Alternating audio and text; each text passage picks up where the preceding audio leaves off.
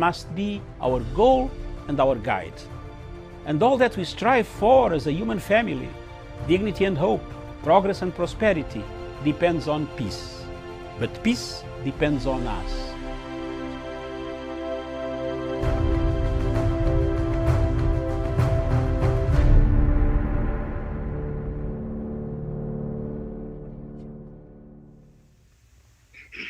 Good morning, viewers. Thank you very much.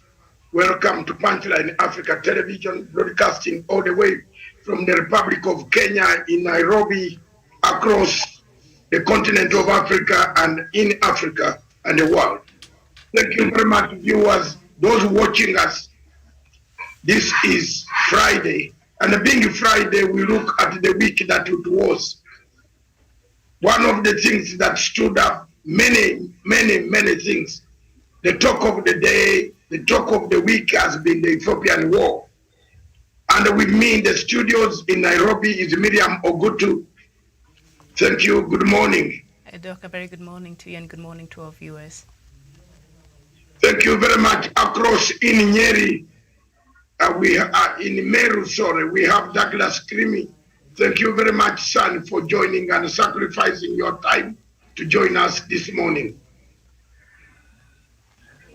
Thank you, Dr. David Matanga, Miriam Ogutu, and also to Sean Wesonga, and also Sharon Gitonga. Thank you for having me on the show, Doctor. Thank you very much. Across in Nairobi County, oh yes, in Nairobi County is Sharon Gitonga. Thank you for sacrificing your time for joining us. Thank you very much, Madam. Thank you very much, Dr. Matanga, and a very good morning to you, my colleague panelists, Daniel Wesonga and who's the other person? And Douglas Kirimi, and to all our viewers watching us from wherever they're watching us, whether it's their morning, afternoon, or evening. Good morning. Thank you very much. Specifically, I've been very humbled, and I'm humbled for your two of you, Douglas Kirimi and Sharon Gitonga, for your volunteership and your sacrifice you make every day in the morning to join us despite the difficulties we have. Good morning. Thank you. Continue with the good work for the people of Kenya and Africa. Thank you very much. Don't give up. Thank you. Across in the CBD is Daniel Wesonga. Good morning. Yes, a very good morning, Dr. Masanga David. Good morning to my colleague Miriam Mogutu at our headquarters in Nairobi. Good morning to my colleague panelists and our viewers here in Kenya, Africa, and the rest of the world. It's my pleasure to be on the panel today. Thank you very much, all of you. Back to Miriam. There are newspapers there. There are headlines. Let's look through the headlines of the Standard, the Star, the Daily Nation, the Business Daily, the East African, the Taifa ya Leo. Let's look at them, then we see what topic, but before we come to the week that was. But as I've said, the theme of this week, Miriam, still stands and remains Ethiopia. Everybody is talking about the war in Ethiopia. How Ethiopia, a great giant, a great economic giant across in the Great Lakes region, in the Horn of Africa, is falling apart. Why? And that has been the theme of the week. And every person has been running up and down. Secretary of State comes into Kenya, going to find a long-lasting solution. Obasanjo tries in vain to bring parties on table. Everybody, President Uhuru Kenyatta flies to Addis Ababa to find a long-lasting solution. I think that is the theme. Then another theme that grew up, as you bring in the papers, let's not forget those two. The twin bombs that took off in Kampala, killing about 7 people and injuring several people. Terrorism is on the lips of the people this week. People have been thinking, homegrown terrorism. I was very right on the first side, that this is a rented, homegrown terror groups that are terrorizing the great much of Africa. Last night we had a very big debate on the wars. Whose wars are these? And you saw the impact that we had last night. Thank you very much, those who joined and those who contributed, those who watched. I and Professor Piero, we brought a perspective, what Africa we need. So Miriam, back to you in the studio. That is what we are going to look at. And any other topic, Sharon and Douglas also use this opportunity to say what you have, what you want. What are the people in Meru saying in your constituency? What are they saying in your ward? You have been doing quite a lot of volunteer work to make sure that the bridges are working. Everything is working. The pathway are working. There are lights where they're supposed to be. The generator is pumping something to the dispensary. These are the things that I want you, when you get a chance, to tell us that there is a legacy of President Uhuru Kenyatta. Back to Miriam in the studio. Very well, Doc. Thank you so much for that introduction.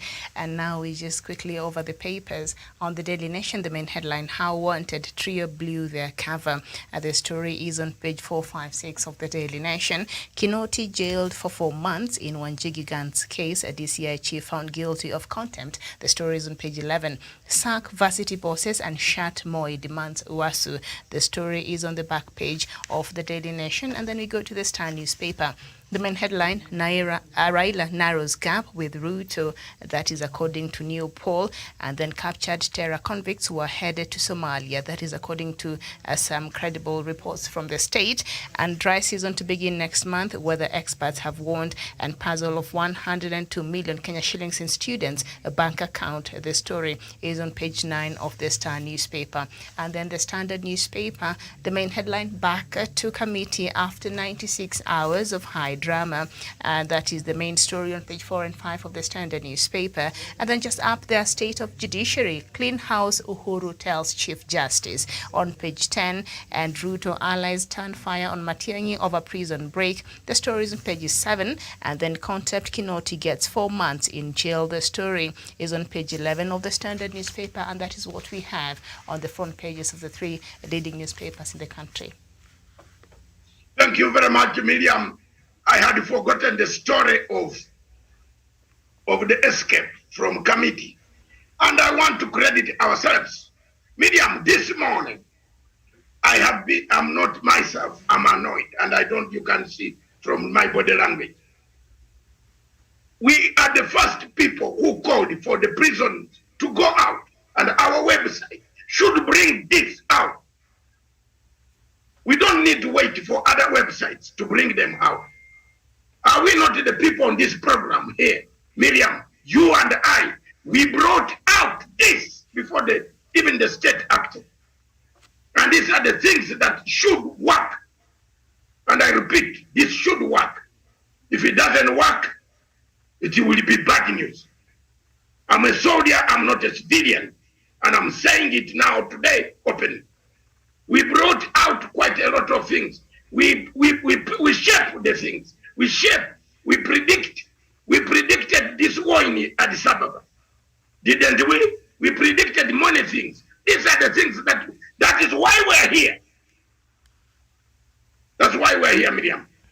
So I am happy that story of the journalist, of the terrorist escaping the prison in committee finally ended up rested very nicely. We shouted. Other media were just saying terrorists escaped. But for us, we went further, Miriam. And I said, the commissioner, yourself and myself, commissioner should go. Those clips are important to the world. They should be brought out. They should be brought out so that the people know we set the agenda. We said it. You cannot have prisoners running away from a maximum prison. You can't be checking the sand of the prison. If the bricks are weak, why can't we replace them with new prison bricks? How could they find out unless it was an internal job done? Now the prisoners are in custody. I'm telling you what they have revealed. I don't want to talk about it here. There are so many people going to roll down, even the sponsors. Some of them are packing their bags and they're running to exile. Miriam, this again, let me say it here. and you will say, we did not say it. My sister, if this is not going to be captured by us, who is capturing us? We promote other people. We are not promoting our television station. It's not very good. Let it be, we said, Miriam said. What is that Miriam? There are so many things that Miriam talks about on diaspora Africa. It should come out. So many things. War in South Sudan. So many good quotes that you have done. They have not. And I don't want this to go unnoticed. It must be brought up. We said it. Before other media come up and say, hey, we predicted this. You will see on Sunday, Macau Mutua is going to write and say, I saw this coming. You know, what is it then? Why are we here? Why are we here? So, let me tell you, the prison commissioner had to go. And the more heads should roll, Mr. President. Again, I'm saying it. The more heads, the people who are in charge, then there's a lot of mess in that prison. It means they don't look at the soldiers. They could even commit suicide. A soldier sentenced to death is 24 hours observed. You hear me? They are observed in the cell. Every 2 hours, there is a guard opening to check whether you are still awake. So it means there is no night shift in committee. Hello? There is no night shift in committee, Miriam. Let's just conclude it that way. After the night falls, every soldier in committee earns salary without checking. Therefore, we shall find terrorists at our doorsteps coming to kill the witnesses who actually gave out evidence. That one thing stood out again, which I had forgotten, which is in the papers. Let me give space to other people to make comments. I have made my comments in that format. Let's also pick up what Miriam says, pick up what Douglas Creamy says, pick up what this lady, Sharon Gitonga says, where Songa says a lot of things. Pick them up, bring them up. These things help the community. They help the community. Thank you. The others can contribute. Very well. Sharon, we can start with you. Thank you. Thank you very much, Miriam. And of course, Dr. Matanga has talked. You're muted, Sharon.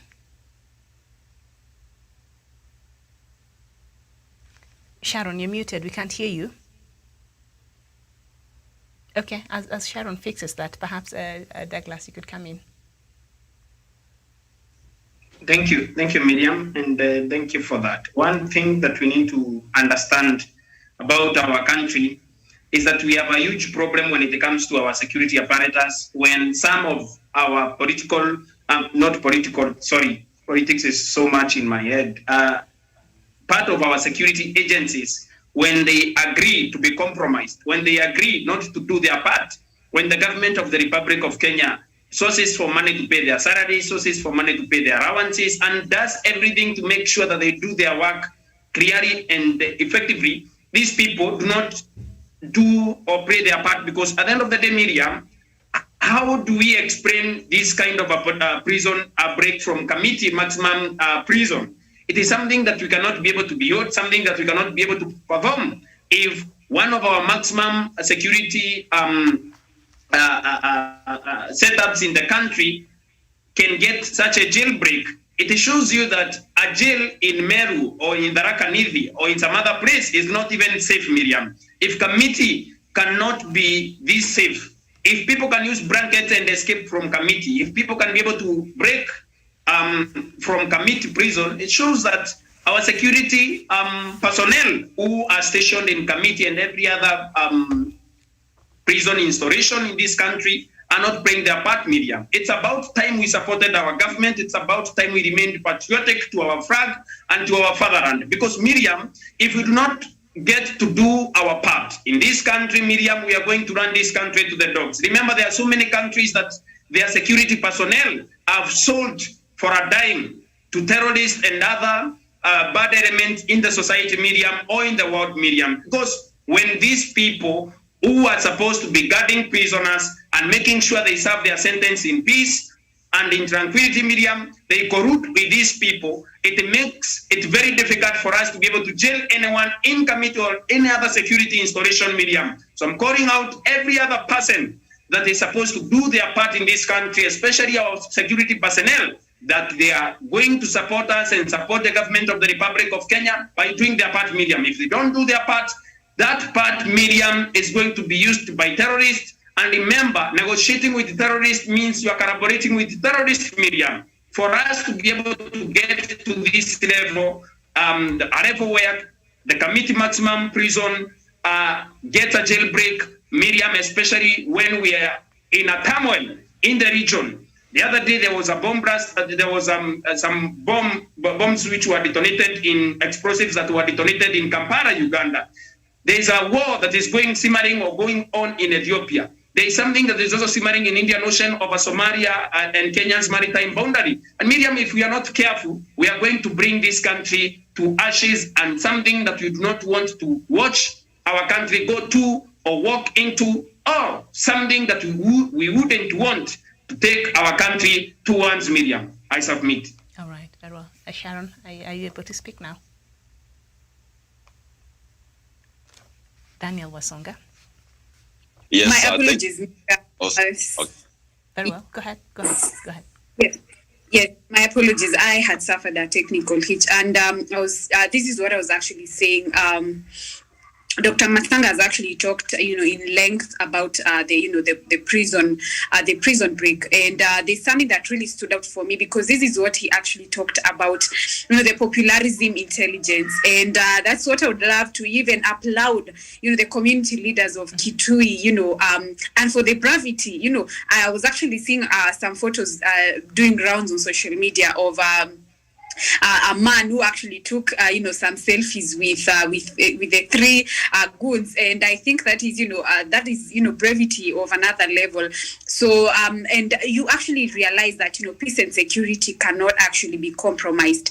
We have to this is something that you cannot even put a price tag on it, and by now I think it should actually ring a bell to each and every person that it's high time popularism intelligence, like Dr. Matsanga kept on saying, should actually now start taking course. That said, it's time to now assess and unravel the proceedings of what happened on Sunday, and to actually anxious to hear who is actually behind all these atrocities. I was actually seeing yesterday that some politicians from the UDA camp had something to talk about this, and it's quite unfortunate. Probably the message that we should actually send to them is that probably they should just concentrate on the elephant that is in the room. We have so much that we need to hear from them, and not talking about issues that really do not concern them. But from where I sit, it's to actually thank even the Ministry of Interior and even the President for the swift action that he actually took to replace the general commissioner. And these are the things that we kept on discussing this week. So from where I sit, it's a wait and see. I am also anxious to hear who is actually behind the atrocities. How did these people escape, and how did they get to Kitui? Miriam, I've been to Kitui, and trust you me, there are security checkpoints before you get into Kitui County, and the police actually do they have to check each and every person before you get there. So I'm also anxious to hear, how did they even manage to cross, the border to get to Kitui County from Kamiti. So it's a wait and see, and I'll be waiting to see what actually transpires in the course of time. Thank you. Absolutely, thank you so much, Sharon. Daniel, you can come in now. Yes, thank you, Miriam. And of course, these are very contentious matter. And I'll draw inference from our Kenyan judiciary. You saw the other day a very damning video of Justice Said Juma Chitembwe indulging in corrupt underdealings with Governor Mike Mbuvi Sonko and other cronies of his. And that tells you there's rot in our institutions. Now go to the Kenya prisons and you'll be told very gruesome tales by the prisoners of where even cigarettes are being sold in jails, phones are being peddled, SIM cards. And at one point, it emerged that the people who have been conning Kenyans on social media through sending them text messages and sometimes dubious phone calls, there are actually people in those jails. You are told that someone who has been in remand or maybe in committee will tell you, for you to sleep in a particular place, you have to bribe. Where does, money always has to circulate. We need to have an outside source before we can get maybe these SIM cards, we can get these small food they sell there, we can get these phones and everything. Even to be able to transact that M-Pesa that they actually steal from the Kenyan public. So that means that the only link between the prisoners who never leave jail and the outside world is the prison officials. And therefore, that is where the rot begins. And Dr. Matsanga has put it quite clearly that the government of the day or maybe other security agencies will not just wake up one day and arrest someone, or even the president will not just wake up one day and sack someone. You realize, you remember the other day we had this serial killer who escaped police custody. Why didn't they sack the IG of the police? Why didn't they sack the CS for security? Because intelligence reports perhaps reported that it was a local matter, very unique to that police station, and therefore the heads that had to roll were from that very specific police station. But when it comes to prisons, it might be like a pyramid scheme where all this illicit business from all the grassroots prisons in Kenya, around Kenya, all the benefits that come from it actually end up at the doorstep of the commissioner who is the head of the prisons in Kenya. And therefore, that is why he was culpable of that particular breach in committee prison. And also, you have to look at the intensity of the matter itself, Miriam. I believe terror is not just something like that the president can overlook, nor even other security agencies. We do not have our men in uniform in Kismayo and Mogadishu fighting to keep peace, some of them losing their lives, so that somewhere here in Kenya is bribed and they neglect their duties so that the terror suspect escape. Now, Miriam, just to finalize it, I came to think it in this particular manner, and actually I've seen Kenyans also trying to reason in that particular way, that suppose the head of committee prisons maybe is a man who earns 300,000 Kenyan shillings per month. And maybe he has like 15 years of working, which puts maybe his total earnings for the 15 years at 54 million Kenyan shillings. And here comes a stranger, like the one who approached a police officer while patrolling in Langata and offered 180,000 Kenyan shillings. Now he says you have 54 million to earn for the rest of the time that is remaining in your tenure. What if we offer you 200 million instead of, and of course, you're going to let these people escape. And of course, you're going to lose your job. But here, instead of having 54 million Kenyan shillings at the end of your tenure as the prisons commissioner, you're going to be having 200 million. This is 140 million more than what you'll have earned. Will that individual pass the moral question? Will they pass the question of patriotism and say, no, I'm not taking these 200 million over the security of the people of Kenya, like that police officer in Langata did? That is where I end it, Miriam. Mm-hmm. I don't think most of the people in those senior officers will pass that particular moral question. And that is why perhaps we are seeing the senior police officers being hounded out of office. And we expect, like Dr. Matsanga said, we expect more heads to roll, because an incident of such magnitude does not only involve a single individual. I submit. Thank you so much, Daniel Wesonga. And Doc, speaking about patriotism, Kenyans in Kitui, the ones who are responsible to reporting these suspected individuals, who they thought, they looked a bit, not from that area and a bit suspicious, and they went and they approached the authorities and they were able to capture it. So in essence, in that regard, Kenyans from that area really stepped up. And I think what we were talking about here the other day, that Sharon has also reminded us.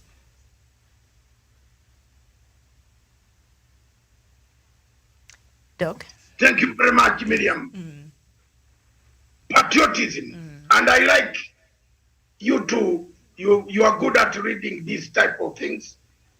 Nick Munguthi has written something and summarized what I can say. If you can read it for the viewers. One of our viewers, Mr. Nick Munguthi, has written a very good piece there. I don't know whether you can. Yes, I can see it. Maybe I go through it. Yes, read it for our viewers. Nick Muguto, thank you so much for watching us this morning. You're saying, I'd like to contribute to the show, Dr. Matanga.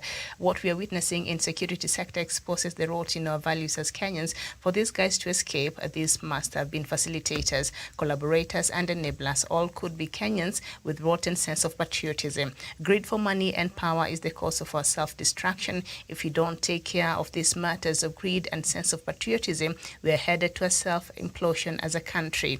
Though we still have good Pan-Africanists of goodwill, we need to do more to empower them. Again, heads must roll. The government must not only be keen to take huge action, it must only not be seen to take huge action, it must take on Ethiopia. This is a big matter I'd like to converse on a call. Thank you very much. Don't converse on a call. You can converse directly on our Zoom.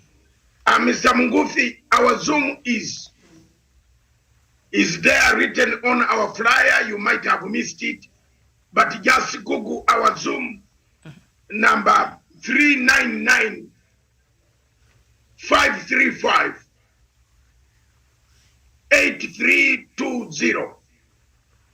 That is entry to the Zoom, then the password to the Zoom, Mr. Munguthi, is 503 670. You can find yourself here, even if you don't show us your face.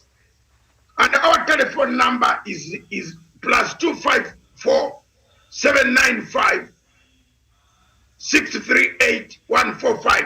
It is here waiting for you. If you call, you'll be put through to the studio, and we shall hear you loud and clear. So thank you very much, Mr. Munguthi. And Miriam, you have summarized popular intelligence. You see the things that we miss, we glorify others. We don't glorify our own station. It is our station, Mr. Budi and Miriam, that is said popular intelligence is the answer to the solutions, is the solution to the problem. The Kitui people did popular intelligence. Forget about these quotes all over the whole world. These are quotes of the community, which you should quote and put out to the people. We said it, our topic. Who chose the topic? I did choose the topic. And it is popular intelligence. It worked. After a few days, one day passed, it worked. People in Kitui looked at this man and said, these guys don't belong here. They did not value money. And I think the people who alerted the police in Kitui are not, some of them are not aware that there is a 60 million ransom to be paid. They just did it. And that is the type of people that we are looking for to wipe out terrorism. Popular intelligence, people's initiative. Your neighbor is buying bread, 200 loaves. I always give that example. When he only eats half a loaf, are you not curious that what about 199 and a half? Who is in the house? The terrorists who came to blow Dorset were buying meat in a butchery in Kiambu. Miriam, you remember? They used to go out to buy meat. And that house used to buy half a kilo of meat. Why don't you, as a man selling the meat, wonder why they are buying 5 to 10 kilos? We always talk about the bazungu. That's how they beat us. You go to the supermarket in London and bring a lorry, medium, and start piling all the goods in the supermarket. Do you know before you finish paying at the till, Do you know who will come? Do you know who will come? Not police. It is just a civilian man or a woman like Miriam or me. And they will ask, sir, how are you? Are you opening a new supermarket? Eh? Where is it located? I don't know whether you are getting my sense of direction. Where is this new supermarket that you are buying goods outside the Tesco, collecting another Tesco? If you are not lucky, do you know who is going to come for you? They are there at the Tesco. Trade officers. The Minister of Trade in Kenya has got trade officers. Miriam, do they function? How many trade officers ask people for licenses? How many? It is a crime to be seen carrying goods in huge number, in huge quantity, out of a supermarket when you don't have even a license to be buying all goods and you are only one person living in your house. It is very bad for you to buy fertilizer bags when you don't have even a farm. Isn't it, Miriam? And the viewers, you buy a fertilizer bags, terrible, 20 fertilizer, you are going to make bombs that kill people. Therefore, someone has to check on you. Someone has to check on you. Popular intelligence, indeed, Sharon well reminded us. Patriotism. And Mungofi, patriotism is the answer. You are right. People, they wrote. For example, and you see, I don't know why the Media Council of Kenya is doing in this country. KTN news some of these guys should be removed or switched off. A judge has stolen, allegedly. You resign first. Medium, do you see what we are doing now, which is wrong? I don't know whether you are being taught that in the media house, in the media school, journalism, that you bring the judge, a judge in any country, in the Commonwealth, once an allegation of that nature is brought forward, whether it is false or not false, you know what you do? You don't go to a national television, start arguing with the same people. Have you seen what we do here? We are cleaning terrorism on national television. And we are cleaning corruption. Yes, we are sanitizing. Yeah, Sanitizing. Doctor, I agree with you. I agree with you on that. And I found that to be. I was watching the interview. I found it to be very odd, seeing that the judge is still dispensing justice in our courts. And I think JSC is there to look at such issues. And I think it was wrong on his part to even allow for that interview to happen. So, but I see that the CJ has said, that has come to her attention. Her office's attention, and perhaps now GSC will look at it. So yes, that interview perhaps never should have happened. Exactly. We are leading our judiciary. You wake up in the morning on Spice Radio. You find a judge there is making serious statements. Honestly, who is doing this to this country? Who is doing this to this country, Jermaine? I've lived in Britain for 37 years. I've never had a judge go to the television station to issue a statement countering what the public newspapers have written. Rubbish, stupid. Nyenye muambiane. Nyenye wa Kenya, wake up, man. Wake up. Somebody's screwing this country. Somebody's screwing this country. You cannot have a judge who has been accused and in a tape, in a video, being given sanitization. You sanitize him to answer Then the same judge is going back to the court to sit. He can only make a statement when he has resigned. And then sort up his name, go for Sonko. Whether Sonko is right or not, the courts will decide. But he cannot come to sanitize us. And we allowed such things to happen in your court. You are killing your own country. I'm telling you, you are killing your own country. I've never seen it in the Commonwealth. No. No way. Kenya must be a very amazing situation. Indeed, it is amazing. It is only in Kenya that unique. You have, yeah, very unique, where you have 3 terrorists sleeping in one cell. 3 terrorists sleeping in one cell, and you call yourself a prison commission. Ha! Ha! No, muniambiani. Nyenye munaharibu nchi yenu. You are spoiling your country. This country, the one that we think is very good, everybody runs to here. Even I am speaking because it's a good country. Tunaharibu. Every Wednesday medium, listen to Spice FM. There is a judge there. Hammering. Then why do we create a PR office? Who's bringing this syndrome in the judiciary?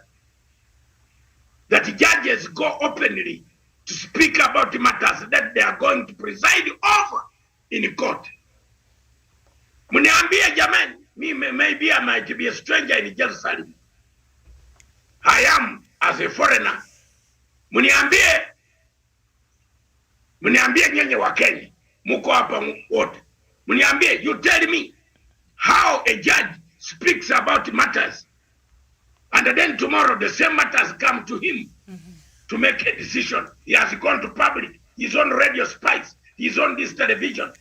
Why did we create a public relations office for the judiciary?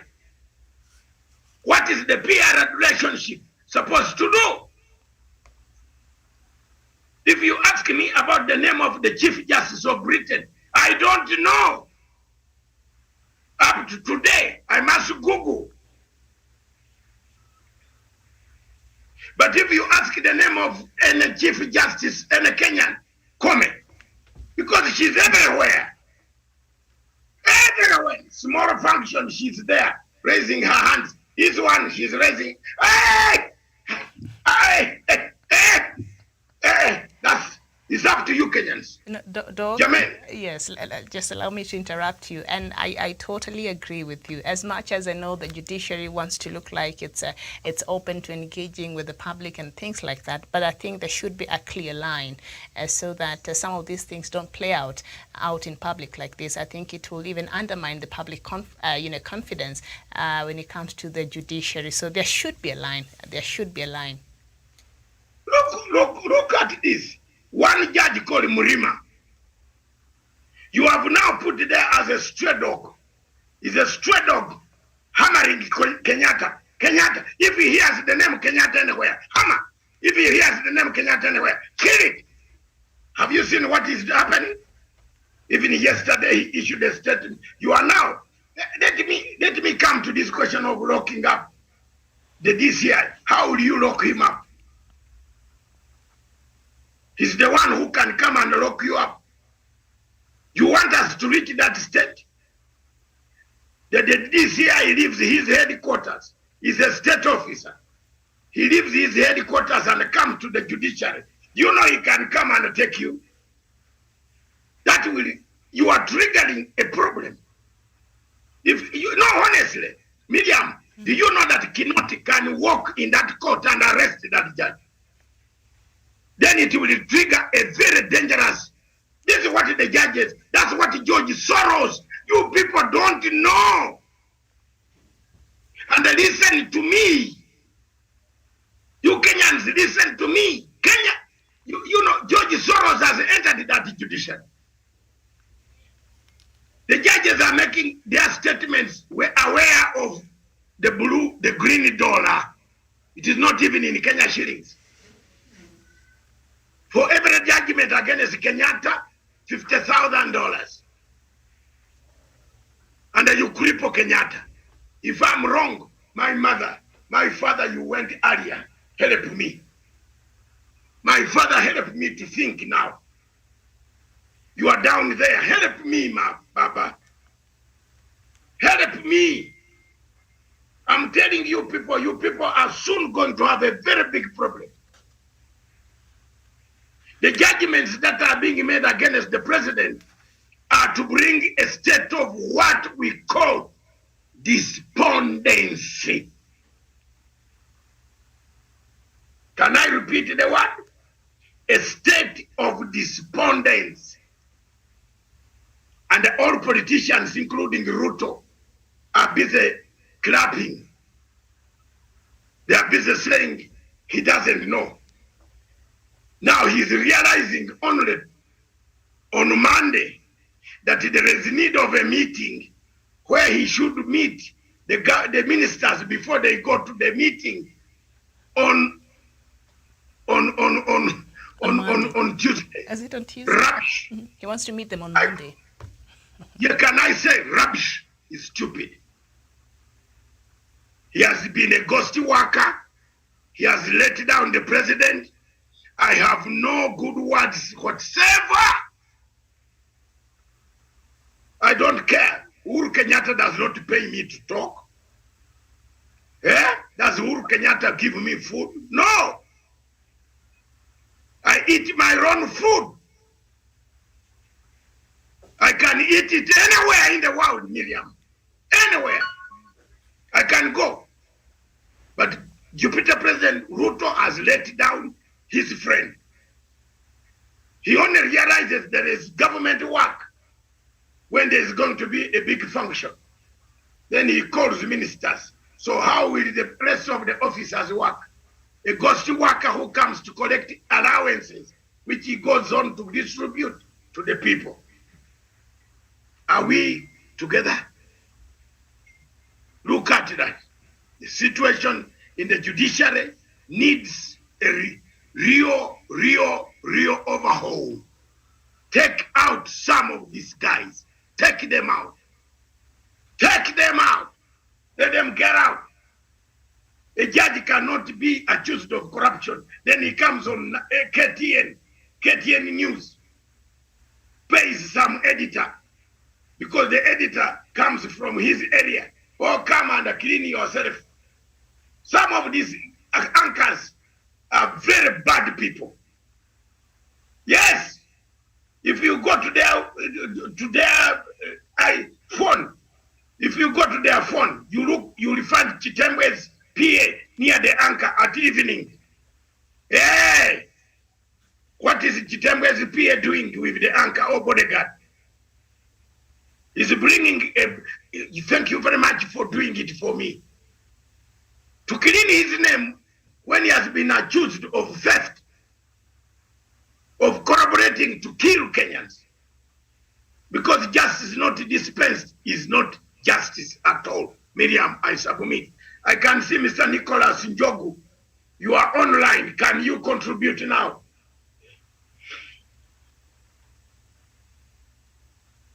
Yeah, Nicholas. Yeah, you can hear me, doctor?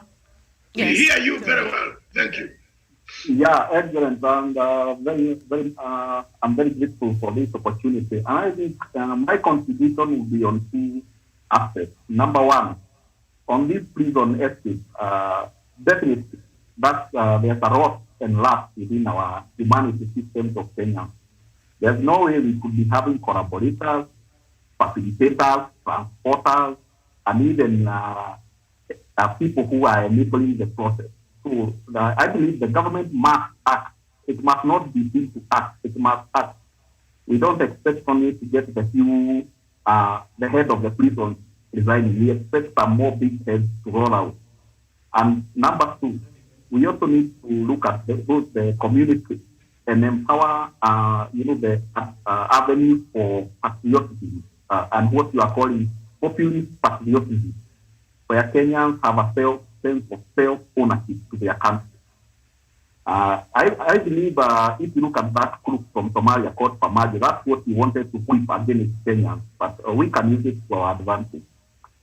On the judiciary, I think you have summed it up well, Dr. Masanga. It's a complete rot in any ethical society, even in your private practice and anywhere. If there is any case of suspicion of corruption or negligence, you resign, then your case is handled when you are away. You cannot be the one defending yourself on an allegation that is on the national TV and on the public TV.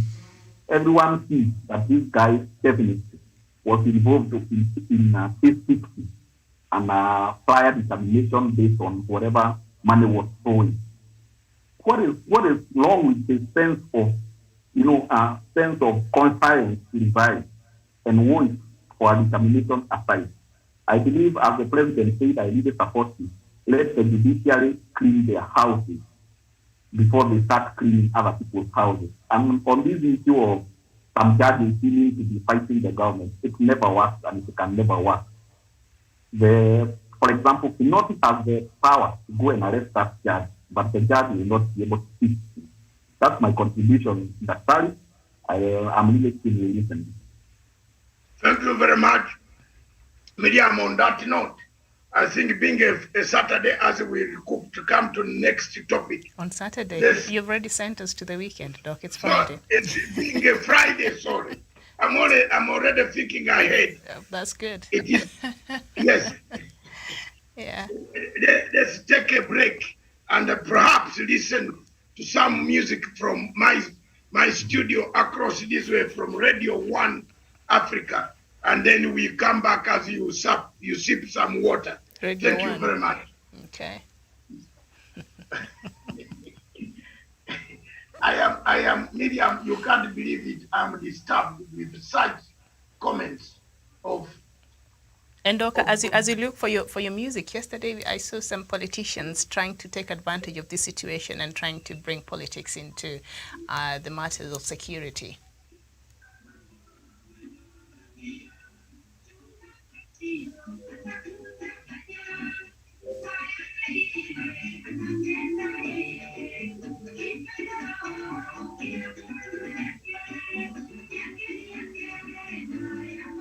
I don't know whether you are hearing it properly, Miriam. It's a bit low. Maybe you adjust the volume for Sharon to hear properly.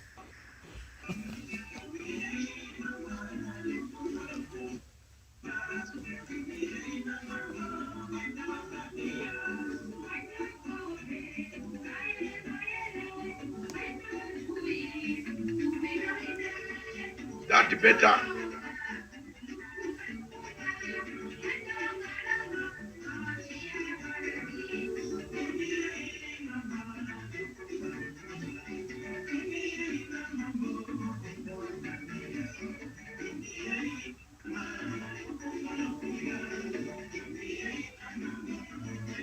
That is okay.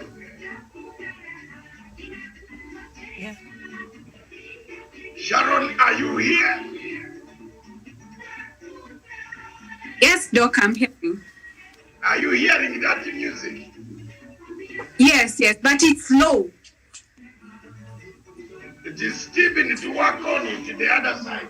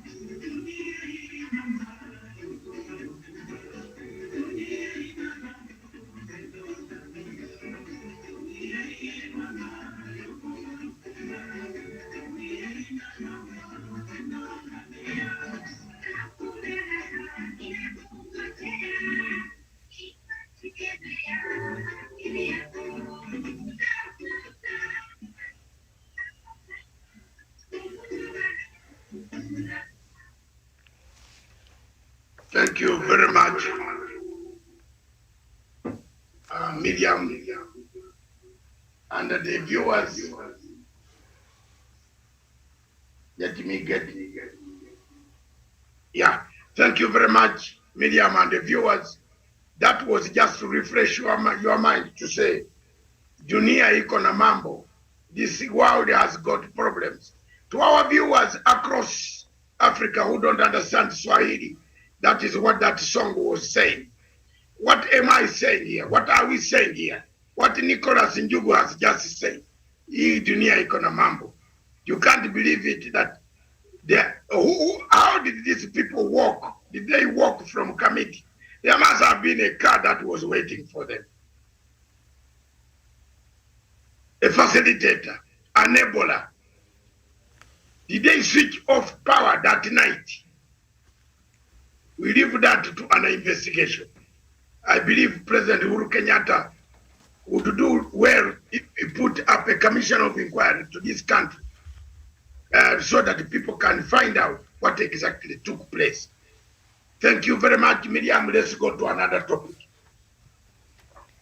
All right. So the issues you raised earlier on Ethiopia and the visits of the United States Secretary of State in the country, Anthony Blinken, and of course, Ethiopian conflict was one of the key things that was discussed during his visit to the country, and of course the role that Kenya, even as President Uhuru Kenyatta tried to go to Ethiopia and try to mediate there, the role that Kenya has taken and the importance of our presence in trying to find solution for this problem.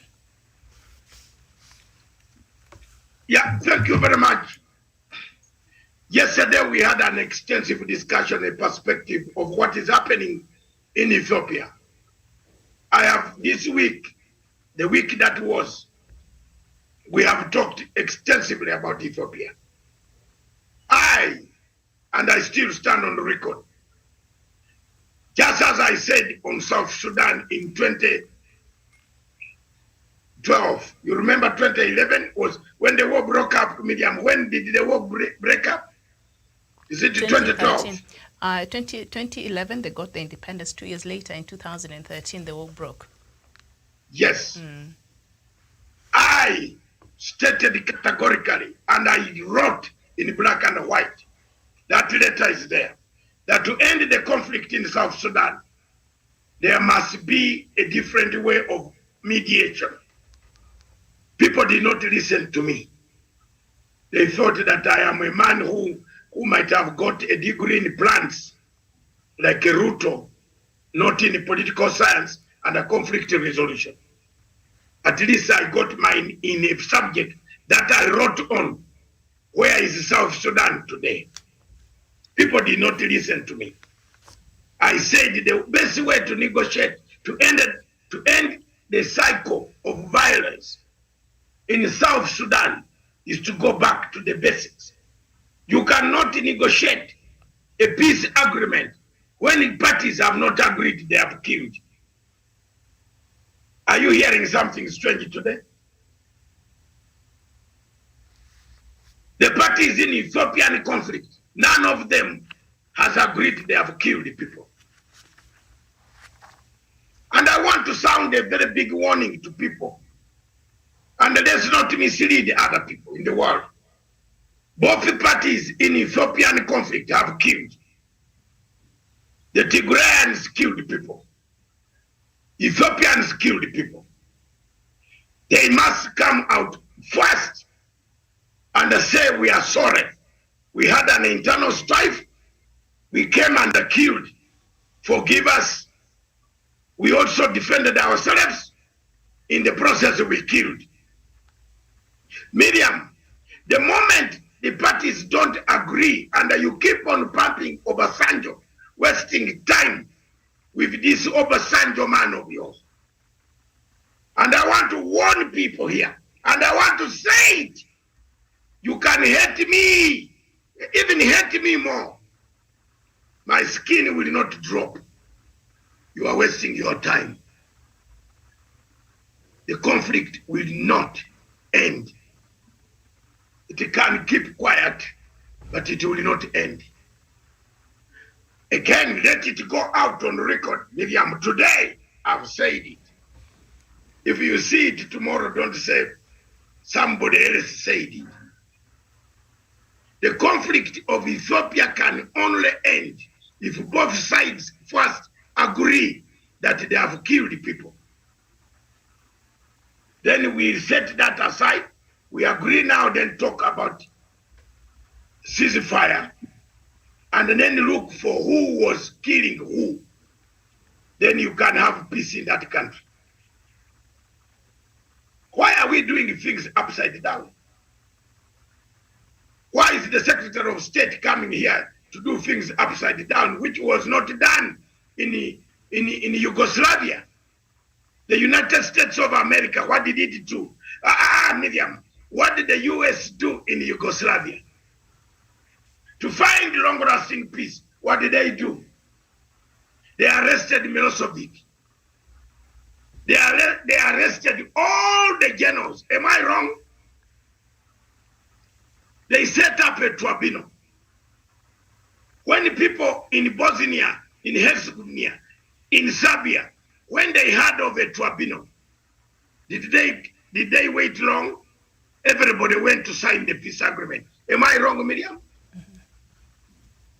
Why are you coming to Africa to tell us double standards? Why?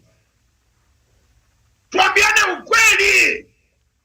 Kama kifo wacha ikuje. Sindio? Wacha ikuje. Lakini tuambiane ukweli. Let's talk the truth.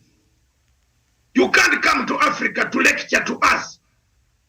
When in Yugoslavia, you set up a mechanism that deterred war. Why don't we set up a mechanism that will deter? Let's use the little money we have to set up a tribunal on Ethiopia for all both leaders, those who went to Ethiopia, who were invited by Tigray, and those who are in Ethiopia to be taken to the court. Utaona hii vita itaisha. And I call it Matsanga's Fiore. That's it. Less than that, don't waste your time. You are wasting your time. Don't bluff me. You can bluff those people. I'm sorry. But not me. I'm telling you the subject I read. Miriam and the panel. The subject I read. The subject I know. You can't get peace in Ethiopia without bringing the parties that are fueling the conflict to accountability. You know why South Sudan is stalling. You know why South Sudan will never have peace. We have avoided one conflict, one aspect, one facet of law, one facet of internationalism, one facet of international boundaries of putting a house to order by having a tribunal. Miriam, why have we got peace in Sierra Leone and Liberia? Why? Accountability. Exactly. So called me, I was my professor told me something wrong. Maybe I was drinking cognac at that time and I missed it.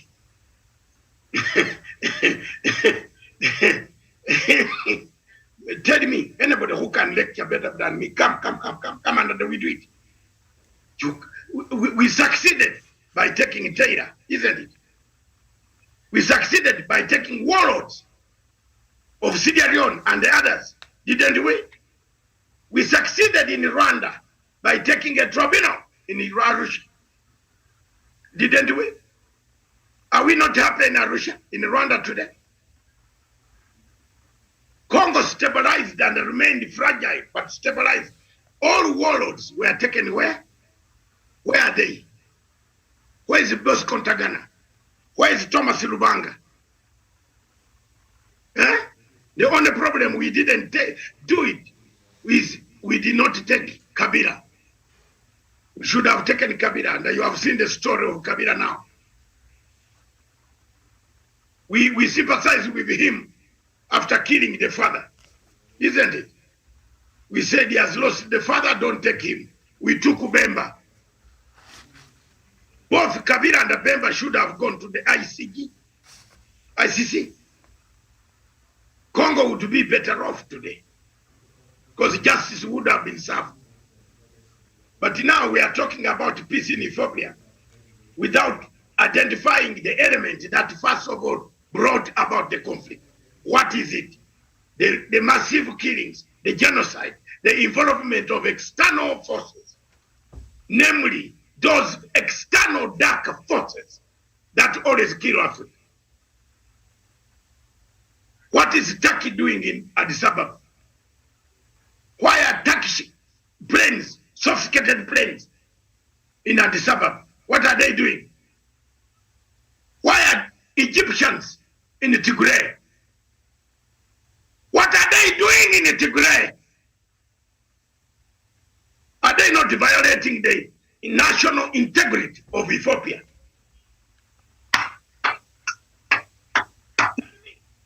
Anybody who can study this subject better than me, come on board. Tell me, Miriam, why are those, what is going on here? Ethiopia government calls Turkey. Egyptians are in Tigray. What are they doing there? They are escalating the war. And we are not talking. We are here running, wasting fuel. That Obasanjo. What the hell? What the hell? What the hell? Obasanjo is a thief. Will never bring peace. Hear me. If he has not brought peace in Nigeria, Kirimi, tell me how will he bring peace? If he cannot even bring peace near his own library, at least I can tell you frankly, I am speaking with confidence. I brought peace in northern Uganda. Isn't it holding, Miriam? You hear the Luo people in northern Uganda being massacred again? No, you tell me the truth. You hear? Are they not progressing? They are doing very well.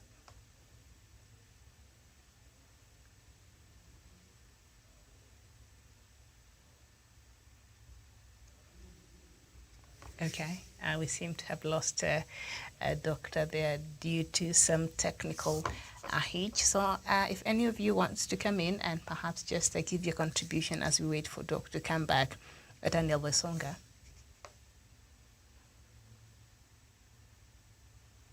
Sharon?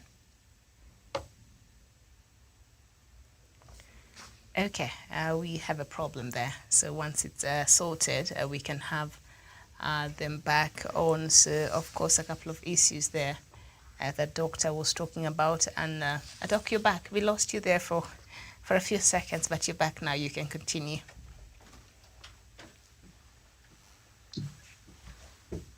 Miriam, it is you who lost yourself. Somebody always, when you are going to make these points, they don't want to hear.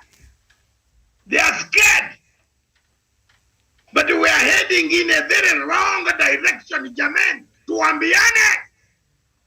Wachana na mambo hii ya kusema you have Obasanjo will bring peace. Which Obasanjo? Obasanjo has made his money already. He's going to build another library in Yoruba land. Get the two parties to account for the people they killed. First, Tigray president and Dr. Ahmed Abe calling on people to pick arms. Take them now. Bring them on level. Umesikia? Bas. Sasa, utaona kila mtu. Put a tribunal. Just go on television. Let the Secretary General of the United Nations say, I've set up a tribunal for Ethiopia. If you can see that war there, everybody will take back the guns to Bekele. Another one will run back to Addis Ababa and say, quickly, let's get a ministerial committee to do peace talks. I am not lying to you.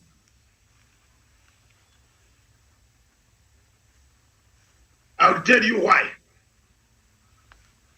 The Uganda peace talks were successful. Do you know why? Miriam, do you know why? It's because the commanders of LRA heard that they are being looked for on a tribunal. When we reached there, they say, afadhali, turudi Uganda, we can go to Uganda, but not to be jailed there. You saw that that worked. And we are able to sit down and talk to them. I was able to convince them that please, there is no other route left in the world now. You either do this peace process or you are dead or you are left on your own. Those who agreed returned home. You mean they are not home? Over 100,000 men came back.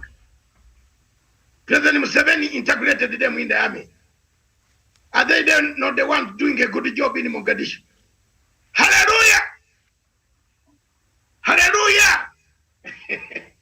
Yes. Is that not a good job for the world? Then you tell me Obasanjo. Where has Obasanjo ever negotiated a successful peace? Where? Name it. I leave you under. The rest now can talk. Me, I have a lot of anger on certain people.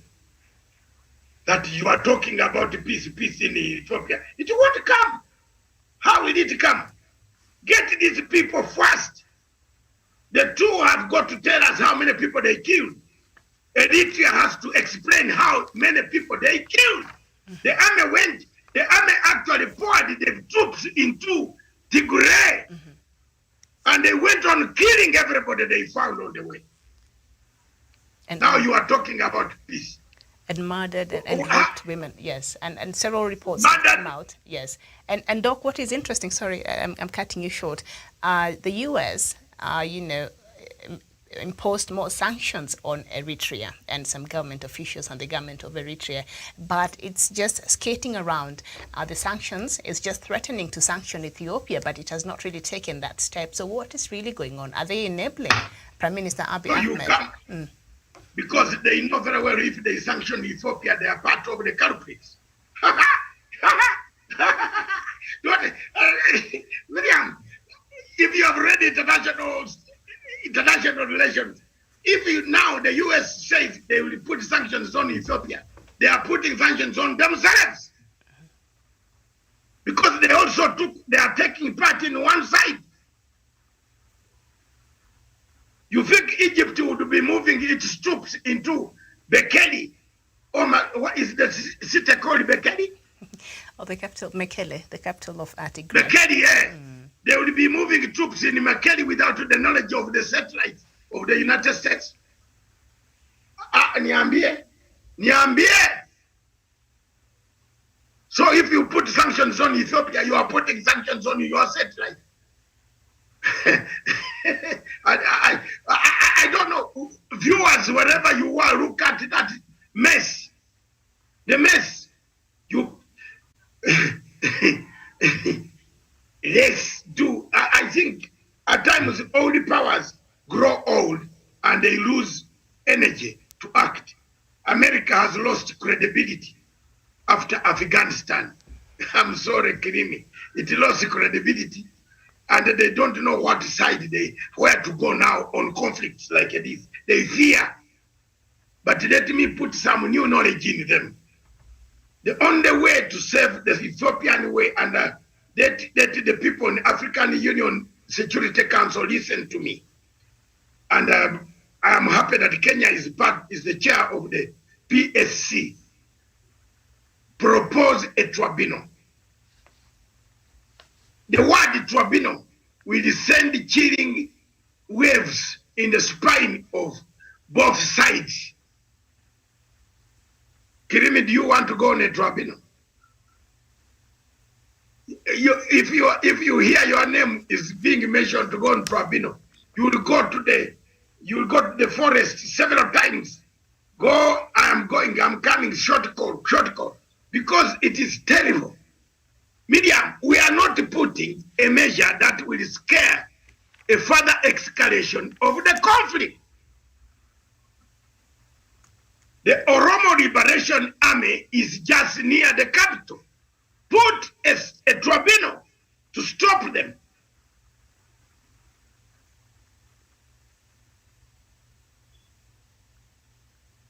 The moment you do that, that's it. You have done it very well. If you don't see this prime minister and the other president of Tigray on the table, just mention the word tribunal. Again, Miriam, you're a good person at writing, not the date today. What have I said? You will see International Amnesty International proposing a tribunal. Because God speaks through other people, and then other people use what I speak.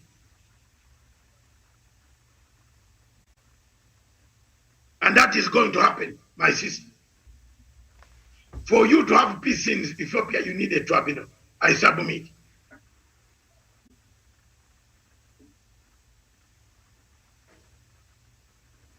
Miriam, I've submitted. Have we lost you again? No, I can hear you. Yeah, maybe we could have somebody else come in. I've submitted. There is Nicholas Njugo. Yes. Let's see our guest again. Nicholas, any comment on Ethiopia? Yeah, Doctor, on Ethiopia, I foresee the causes two fronts. Number one, I foresee something we call the international geopolitics.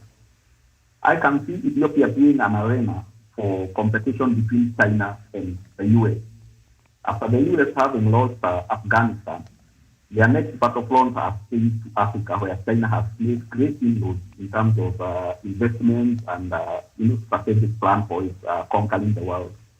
So I foresee a situation where Ethiopia is at the middle of ground. If you notice, previously over the last decade, China has really helped Ethiopia in terms of industrialization and infrastructure growth, including the biggest conflict, which is the dam. And the US is supporting Egypt. The US believes Egypt is their strategic ally in Africa. So the conflict will not end if the two big boys keep off their hands from Ethiopia. Another thing I foresee is the local, African conflict. For example, Egypt and Ethiopia, I foresee a situation when, if you look at Egypt, it's really hell-bent on being the father of North Africa. It wants to control all the policies that go on in Africa. For example, look at the Nile. There is still that very conflicting issue on the Nile usage, and it's really using that to stop. And you prove it, Doctor, because I know you are good in geopolitics. There are Egyptian weapons in Tigray being used to fight Abiy's government. That one, I believe you will prove me that because you are good in that. Then I also see a conflict between Egypt and Eritrea. Eritrea fears that if the conflict in Tigray continues, it will affect the motherland. So Eritrea has taken up a step to try and support Ethiopian government to control Tigray. Then look at the conflict also, Sudan and Ethiopia, and I believe your President General Daglo is headed to be the leader of the Supreme Council there, and he seems to be supporting Egypt or has support of Egypt towards exercising control over Sudan. So it could also be a problem to try and who has more power in the region. Then Somalia and Ethiopia. Abiy Ahmed had a good strategy to control Ogaden and prevent Ogaden Somalis from starting their Somali nationality patriotism to being, adjoined to Somalia. So he created a friendship with the crook in Mogadishu called Somalia. So that could also be a problem weakening the strength of Ethiopia. Then internally, Ethiopia is a very divided country. I've tried to look from the history books, and since the time of Menelik too, there have always been conflicts between the three biggest tribes, the Oromia, the Amharas, and the Tigrayans. And the Tigrayans have, for the last 60 years, been the big boys, owning the biggest positions in government. They brought in, after Mengistu, William, they brought in this guy, what was it called? Meles Zenawi as an useful figure. He tried, but again, he also failed in overstaying and becoming the big boy syndrome. So when he left, again, the power vacuum, they brought in the Salem, who was seen as a more moderate figure. But again, the functions didn't allow him to continue being there for long. So Abiy Ahmed was not to be the more moderate figure from the Oromians to bring peace. But again, he started wars from his own community because he has no support from his own community. Mm-hmm. He brought in reforms too quick to bring in too much modernization in a society that's highly fractured. I mean, position in Africa without us looking at how we can bring peace. And our television is here to educate those who did not study peace and a conflict. Some of them run around the world like Obasanjo. Obasanjo never went to school to study any peace and a conflict. He went in school to study how to overthrow governments. And that is why he is running around trying to persuade. You cannot persuade two people who have killed people already. You must allow them accept that we killed. Then the only way that they can kill Miriam, and I concur with Nicholas Njogu. Nicholas Njogu has said the only way they can agree now is for the United Nations Security Council to have a tribunal on Ethiopia. That's it. If they hear the word tribunal, all of them will run to sign the peace agreement. Less than that, let's not waste the little money we have. I am telling you, and I quote it this day. Usually, Miriam, have you written down this day? Quote it and write it for me. One day, remind me. You will not get peace in Ethiopia if there is no tribunal to threaten these two warlords to come into Ethiopia on the table. It will happen like a South Sudan. You hear me? South Sudan is fragile. Now everybody has run away and they left the soldiers to go back with their guns. Am I wrong? People have gone back to where they were. By the time you wake up, there will be another war. So we are not solving anything. SPLMIO, the one that is led by Riek Machar, has decided to pass out its soldiers, I think, next week because it said it cannot wait anymore. So if you're going to allow 53,000 soldiers to pass out, and yet the recommendation in the peace agreement was 83,000, that will bring every part of the soldiers, aligned to all these leaders there, then now we are creating even a bigger problem there in South Sudan. But something that Njogu has said, of course, the external factor and the war that we've seen play out in so many spheres, and now between the U.S. and China there, I think is quite paramount because, like I asked the question earlier, the U.S. has renewed sanctions on Eritrea.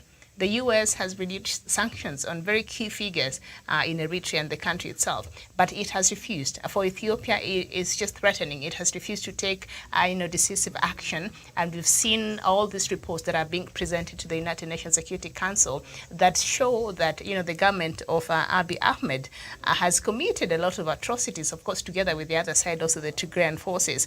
So now, if the U.S. is calling for, peace and mediation and all of that, and yet on the other hand, we cannot call out, the responsibility and accountability when it comes to the side of Prime Minister. So how are we going to find peace if you're just going to skate around these issues? So is it a setup now?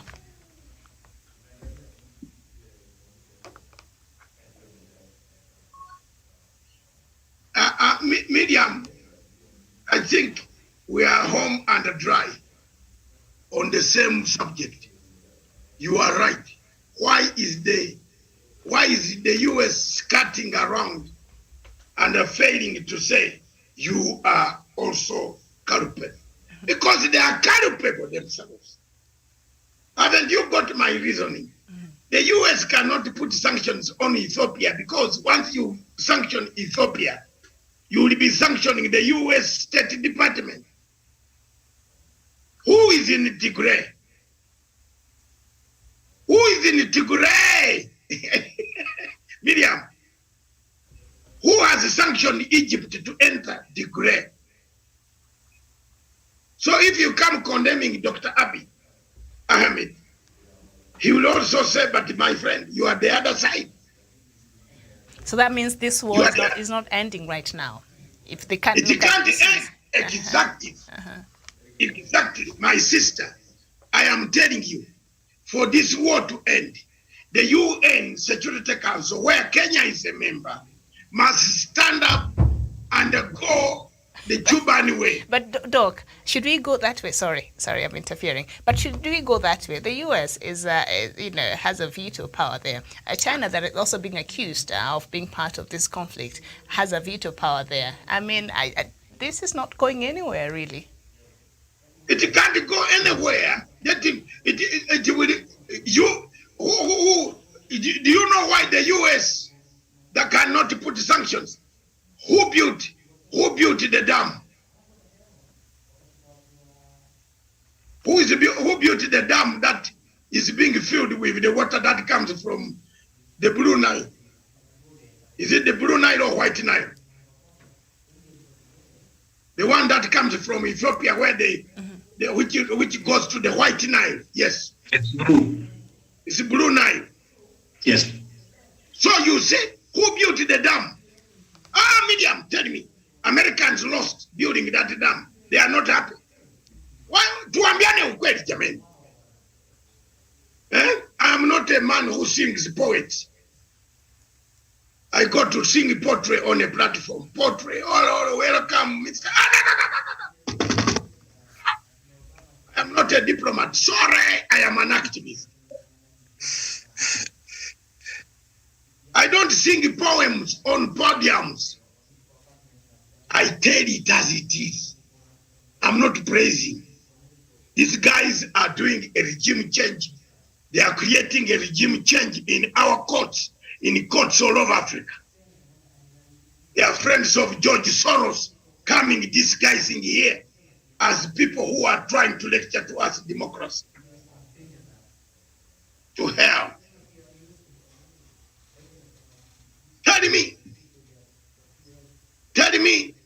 Tell me what Miriam has asked a candidate question. Why is there no sanctions on Ethiopia? Because we are part of Ethiopia. We are annoyed. We are only supporting Tigray because China built the dam. Ethiopia refused to give the contract to the United States.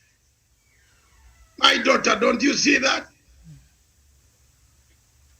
China is in the middle. Now soon Russia is coming. And as Jogu said, it is already a mixed cocktail, a cocktail of disaster. Russia, Turkey, the mercenaries called Turkey of Ottoman Empire, the ones I hate most.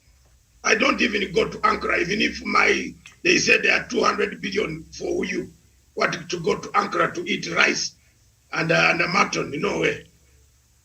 Those are cities that are going for.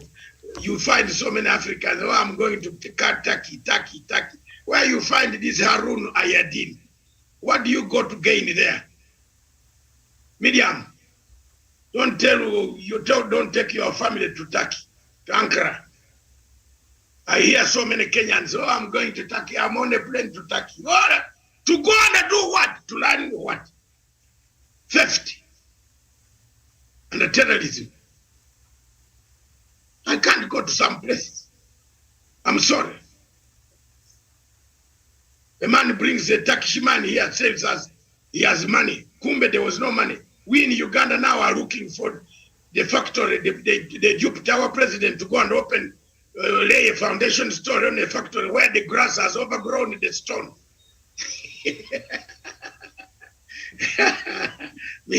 Miriam, please, My dear sister, the US cannot put sanctions on itself because it is part of the mess in Ethiopia. And also maybe That's why it fears it will push Ethiopia further to China. And, Ethiopia is a very important partner it has in the Horn of Africa. You have answered your own question. Yes. So they are playing that. If Abe today, Prime Minister Abe, agreed with US, the war would end today. It will end. Just that, simple, to the end. But because he has taken another angle and he has agreed, said he will fill the dam, he has refused. That's why African Union is helpless. I leave to other people to contribute. I can see Kirimi is eyeing with the, yes, Kirimi. Douglas, go ahead. Miriam, the issue in Ethiopia, I've always found it to be a bit complex because of the very foundations of its regional government or their governance system. Because Miriam, when the Prosperity Party that is headed by Abiy Ahmed brought to the fore their plan to be able to merge every other party or maybe bring these regional governments together under the patronage of Abiy Ahmed, I think the man from Oromia region did not anticipate a situation where these regional forces or this regional government, where they're going to be supported by outside forces who have had an issue with the very important policy decisions that Abiy Ahmed had made in Ethiopia, like Dr. David Masangara said.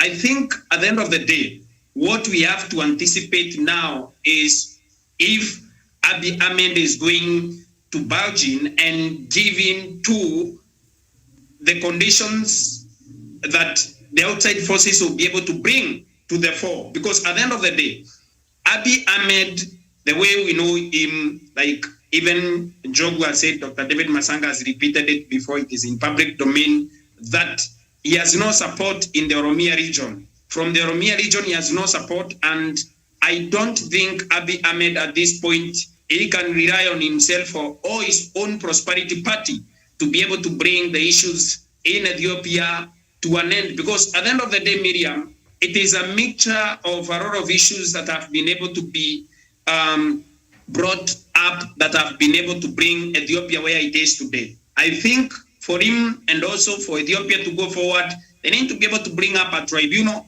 Like Dr. David Masanga said, Obasanjo cannot be able to do anything in Ethiopia. He should, first of all, be able to bring peace to his own presidential library. Like Dr. David Masanga said, Nigeria as we know it. Nigeria is falling apart every day. But Obasanjo is all over flying in private jets, trying to bring peace in Africa. Whereas his own homeland, his own fatherland, Nigeria is burning.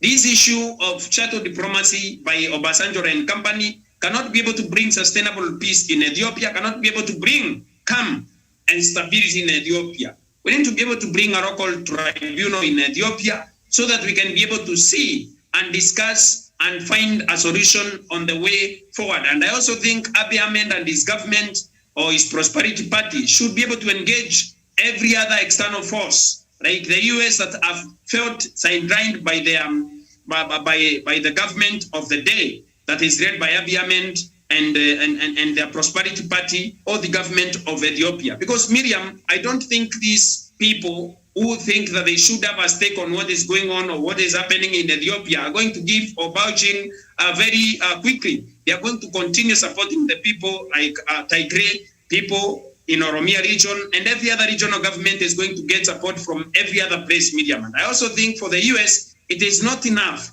to be able to put to strap officials or the government of Eritrea with sanctions, Miriam. They need to be able to come up with a sustainable program that is going to bring stability and peace in Ethiopia. Thank you, Miriam. All right. Very well. Sharon. Thank you. Thank you very much, Miriam, and my former panelist for your submission. for me, I see there was so much, optimism, especially in Ethiopia, that is slowly, has slowly, dissipated, slowly getting dry, like a morning dew. And my concern has always been, why does this have to come at a time where there was a Nobel Peace Prize, for having actually ended a military stalemate following, the border war with Eritrea. So that actually also, raises, some eyebrows, how that entire process actually had to be, because you're talking about an year, we already have an ending war.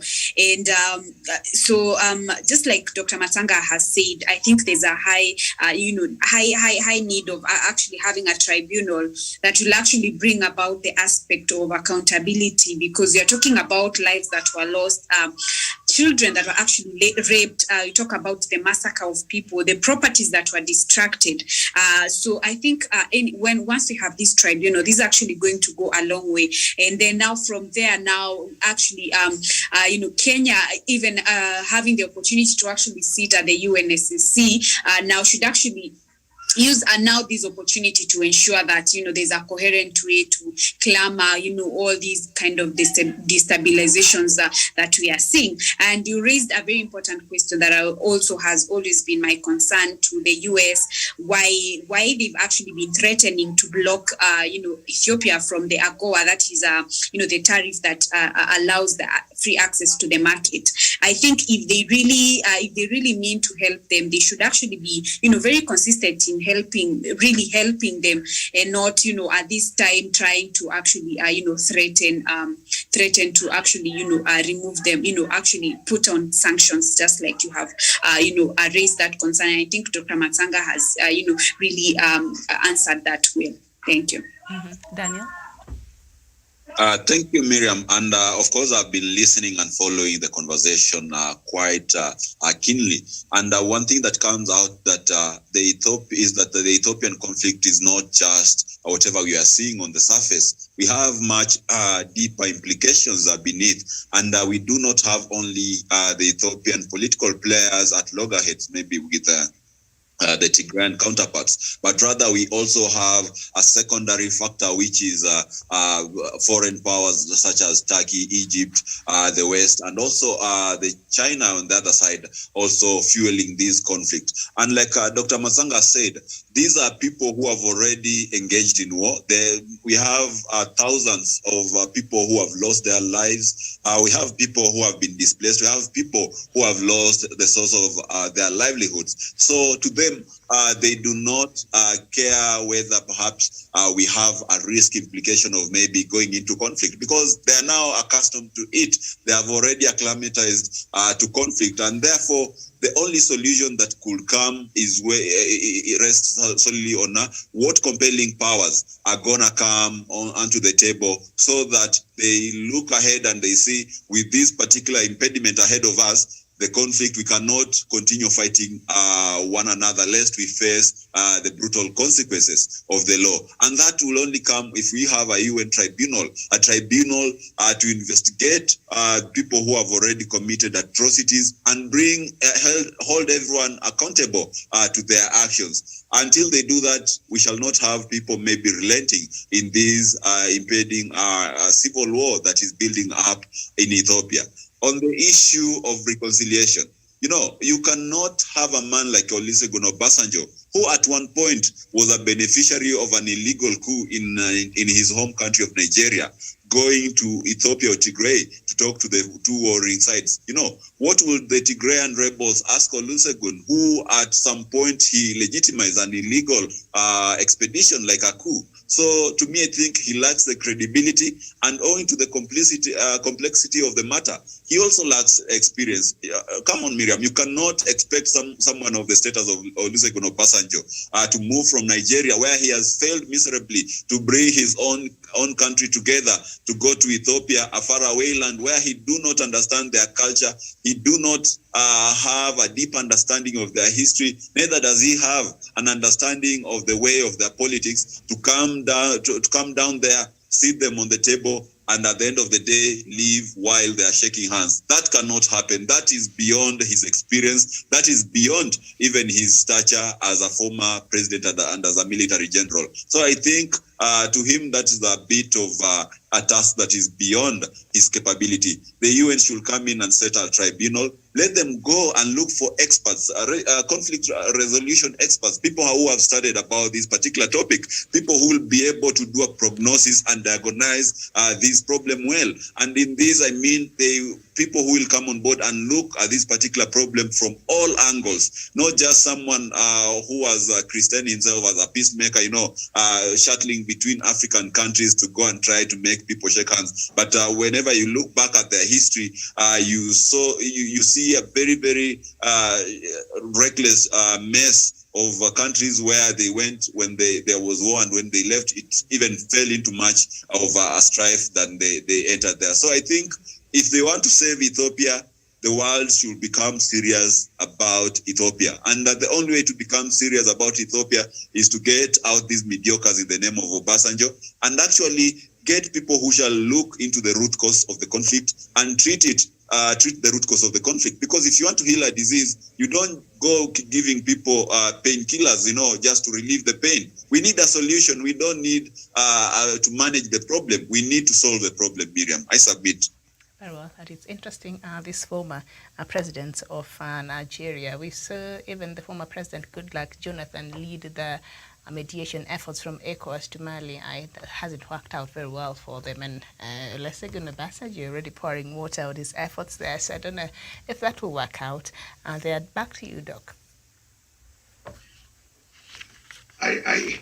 Miriam, the history of Obasanjo's failures are very many. You can look across the continent of Africa and find very many. Nkunda, the Democratic Republic of Congo. Where is Nkunda? Where is he?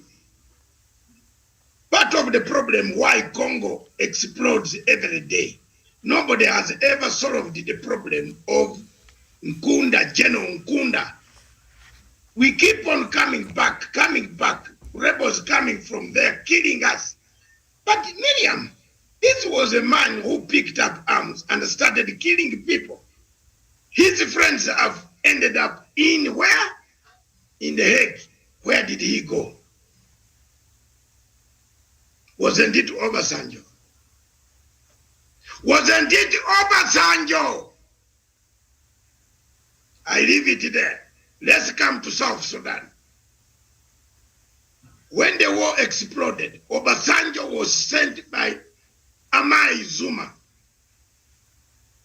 as the chairperson of AU to go and mediate in South Sudan. He wrote 2 reports, and I tell you, have you seen Obasanjo answering me back? Because he knows if he does that, I will produce the reports. I swear, for me, you tackle me. I swear, if he does that, Miriam, look at my eyes. In the name of God, I will release this report to the public.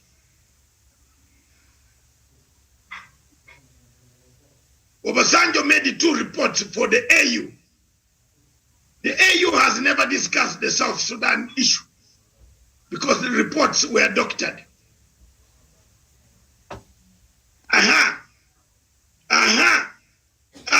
Let's move on.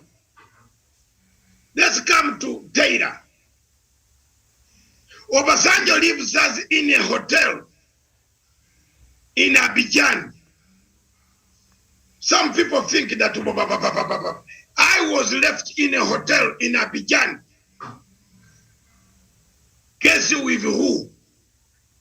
Chisano and Thabo Mbeki. In fact, it was Thabo Mbeki who cleared my bill out of Abidjan. He said he was going home. There was a big meeting. The following morning, while we are going to have breakfast with Chisano, Nunu, the PA, we are seated we switch on CNN. Obasanjo has handed over Taylor. Hey, I'm now a living memory. I cannot hide this anymore to Africans. Obasanjo and the Taylor and the Kofi Annan worked a deal. They got the money.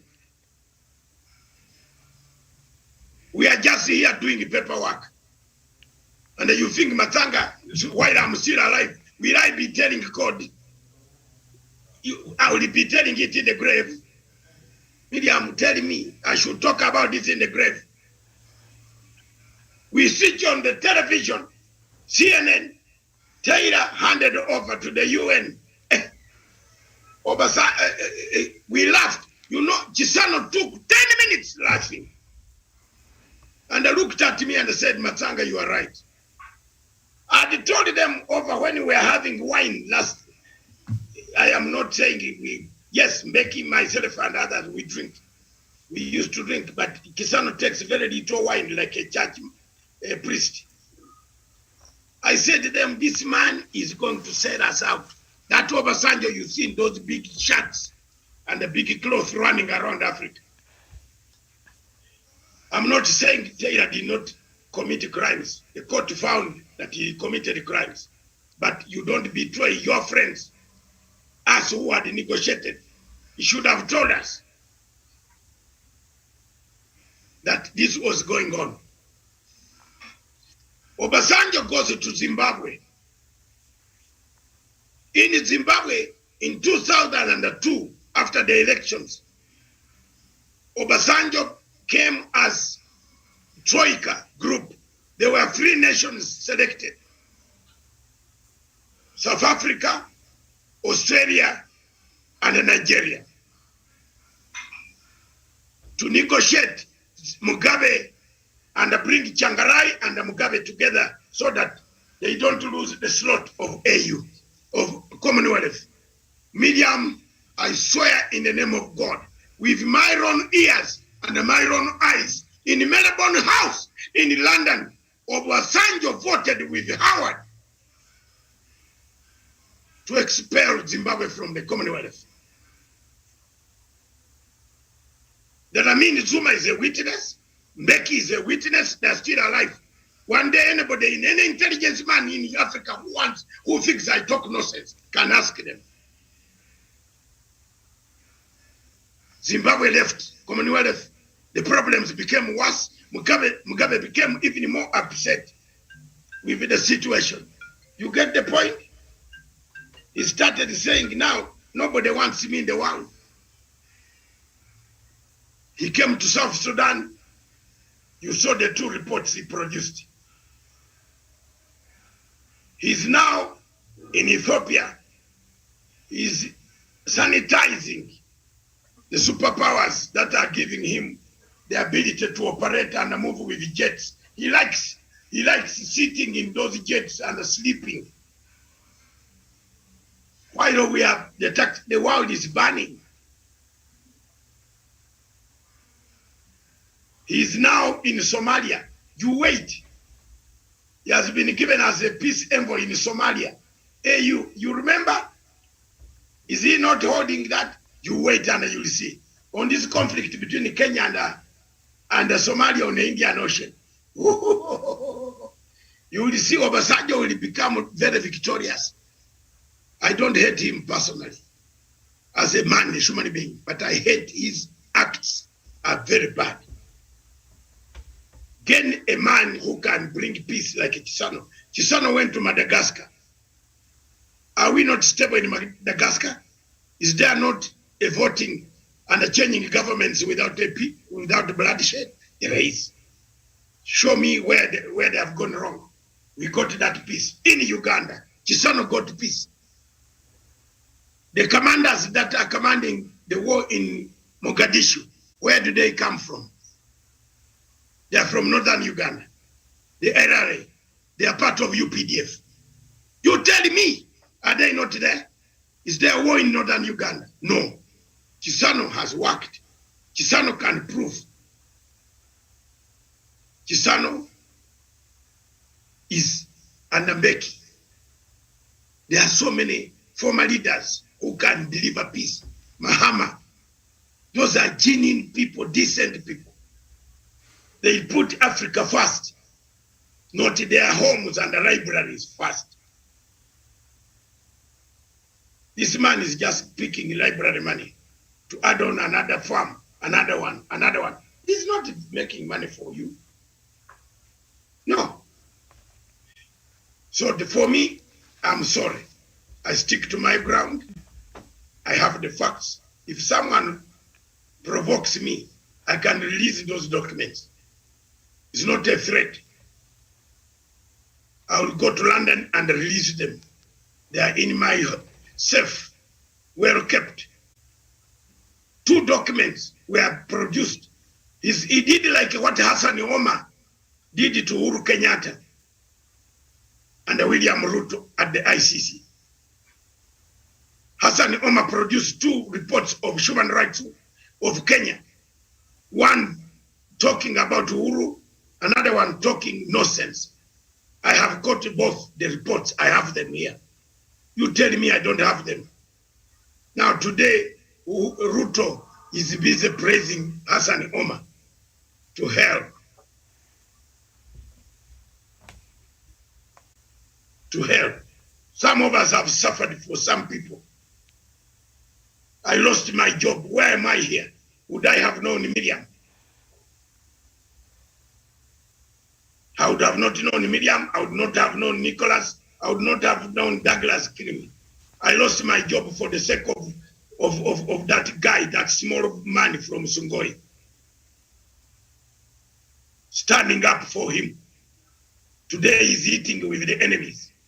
The same enemies who wanted him to be locked up. He has forgotten his brother. He's not respecting Uhuru Kenyatta. Why did I lose my job, which was giving me money? That even, do you know, Kirimi, when you have money, you can even decide to sleep on a tree. Did you know that? I was a senior consultant for Sky News for the entire Africa media. Maybe I would have met you and just said, get that job there. Go and work here, my daughter. But I lost my job because I was standing out for this man here. And then the Sky News said, you went to Africa to work as our senior consultant. Then you are now a witness. What? That you have done what? The Muzungu cannot hear that word. What? When you hear Muzungu saying, what? You know you are fired. Miriam, I was fired. Even when I started complaining, saying, no, they said, we are not going to, you have been a very good man. We shall pay you for the remainder. Miriam, look at me. We shall pay you for the remainder. It means your chances are gone, isn't it, Bama? You are finished. When your employer tells you, we shall pay you for the remaining contract, it means he doesn't even want to hear you. Yeah? I was told to get out because of witness OTP number 4 and the rule 68. Didn't I lose? Today, here you are. So, some of us talk Obasanjo writes 2 reports. They kill Africa. The war in South Sudan will never end until you bring a tribunal. Miriam, note it down again. Until there is a tribunal that takes both sides to answer for the killings of 384,000 South Sudanese. That war will not end. You are now telling me Riaka has taken, that he has gone to commission his own troops. What did Mazanga tell you? Oh, Mulinyali Katonda, no mwana no moyo mtukufu. Amina. Webale nyo Katonda wange. Thank you very much, Miriam. Back to somebody who can contribute. Sharon, come up. I don't know, but I'm very interesting this morning that I'm talking in my own language. Perhaps let's move to the topic that ends the day. That's the topic of terrorism, the bombs that took off in Kampala on Monday. That will bring us to a conclusion after that topic. And if you have any comments you have missed making on this other one, you can, as you come in, make some contribution. The bombs in Kampala went off. I was right from the day one to the last day. Internal regime change. Homegrown terror group, terrorists, terrorism, homegrown, bigger cells directing smaller cell, sleeper cell to act. That's exactly the summary that President Museveni brought out and the government. There are bigger cells directing smaller sleeper cell to activate their operations. Rented terrorism operates that way. The countries neighboring Uganda must also take note. I have alluded to one issue, medium of Nkunda. There is still a smearing disquiet. When Ocampo did this, what is not Ocampo, what is his name? Mr. Obasanjo went to Kunda, to Goma to negotiate. What happened to this man? He disappeared. Now we have M23, M24, M20 what? All these things are mushrooming in DRC Congo. Is it time for DRC Congo to be given or to be disbanded? Can you bring that topic next week? Note it down. Can we disband? Yes. Yugoslavia was giving us headache in Europe. We disbanded it. DRC Congo is giving us headache in Africa. Let's disband it. Yes. Yes. We have got to speak as Africans. Now stand up and say, this is the practical measure. The Democratic Republic of Congo should be disbanded, rearranged into territories. Maybe that is the only way we can have long-lasting peace as Ugandans who are bordering them from north to south. And then Rwandese who are bordering them. Then Burundians. Then Angolans. Then to the north, Central African Republic and the Congo Brazzaville. Surely you need to disband this country, or I am bringing controversy next week. Hey, that is a good topic. They can mark it nicely. Or for Sunday African Showdown. We will do it on the African Showdown on Sunday. We should disband. Is it time to rearrange Democratic Republic of Congo, given the current situation where bombers come from there to kill us innocently? Hey, as Ugandans who are near there, we must fight for our lives. You can't be coming from the same place to kill us every day. Can we disband Congo? Can we dismember Congo? Rearrange Congo? Like Nigerians are saying, rearrange Nigeria. Nigeria cannot work. The Fulani are killing Biafrans on a daily basis. It can't work. Nigeria needs rearrangement. Democratic Republic of Congo needs rearrangement. Africa should think of that. Just as the Europeans thought of rearranging Yugoslavia. Is there no peace now in Yugoslavia? There is. Miriam, am I wrong? I think this subject is political science and history is combined. But Doc, you know, there are also a lot of interest represented in that conflict in DRC. So if you speak about rearrangement, we will be compounding. But we Ugandans are not going to be dying every day for nothing. Why are we dying? We can't go and strike with Air Force. Uganda Air Force could go into Congo and strike. Can we do that? Can we do that? Because we know where these people are.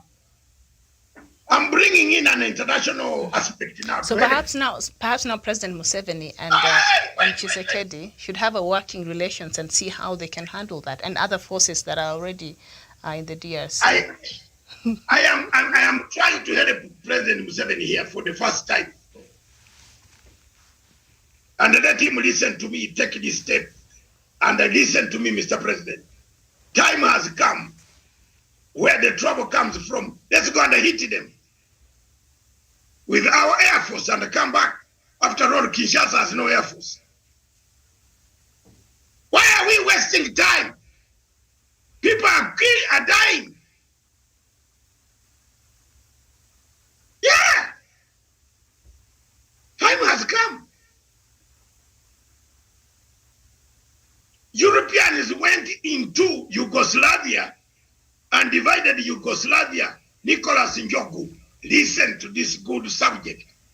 Is the Yugoslavia not happy today? Serbians are restructuring their armory. Haven't you seen they are building the empire of Serbia? Yugoslavians are no longer Yugoslavians. They are states. Congo needs to have states, not a state. I'm sorry. Today I've become not an integrator for the security of my people who are dying on daily basis, who are being bombed in Kampala. For what? Why are we being bombed? Because of Congo. Kenya has got troops and sent troops there soon. And the market is, you'll hear. We don't wish them back.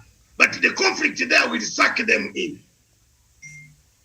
And will that we have a border closed. Will that now attract more attack on us from the Islamic State in Congo? Wait. I don't want to go that way. Don't take me that route. But you think for yourself out of the box. Think for yourself out of the box. Rwanda and Uganda, the two men, one trained the other. One coached the other tactics, but they don't talk now. They only smile on television with each other. But the border between Uganda and Kenya and Rwanda is closed for 2 years. Are you insane not to see the trouble we are in? Some of us who are doing business with these countries, we've lost. We've lost. We've lost completely. You imagine of the businessman in Kampala who had trucks in Rwanda. They are there. They can't move out. They can't move in. So I should keep quiet here and say, we are smiling. Africa is growing. Africa is growing, isn't it? Africa, oye, oye, oye. Where is the Africa, oye, my dear sister? Where is it? Time has come to dismantle Congo, to rearrange Congo, if we have to have peace in the rest of the Great Lakes region. If you don't do that, you are done. Continue talking until God comes to save us. I'm sorry today I've made very radical statements. And those ones, I have no regret for that.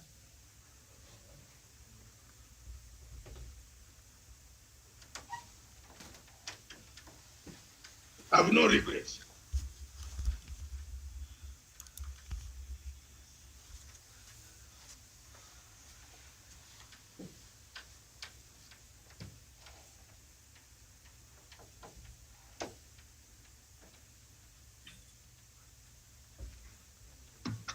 I have no regrets.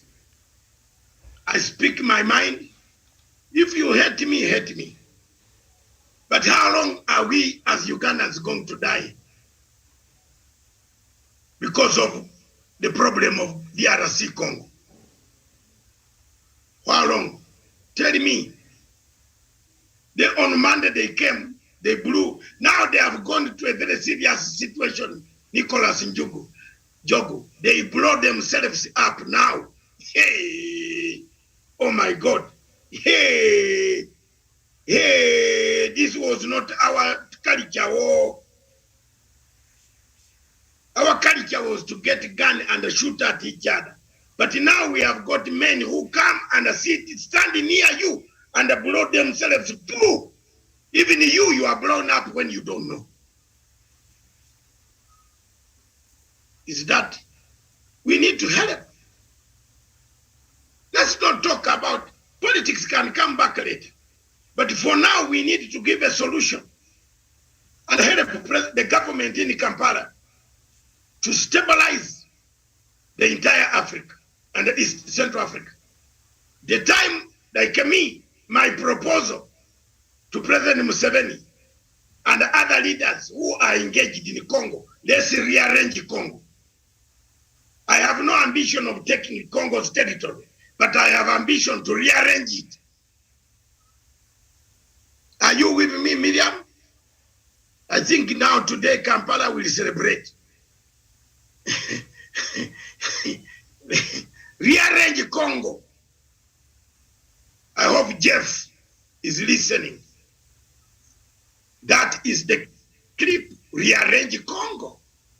When you rearrange Congo, like we are rearranged Yugoslavia, Africa will have peace. There are people in Congo who have never voted for their president. Am I wrong? Miriam, am I wrong? There are people in Congo, in Ituri forest, who think Mobutu is still the president. Am I wrong? There are Pygmies who don't know that the capital is called Kinshasa. Am I wrong? Wacha tuambiane ukweli. Some people don't know that the capital city of Congo is Kinshasa. They think it is Mobutu still in power. 2.7 million voters in Ituri region did not vote. Am I wrong? Now, is that a government?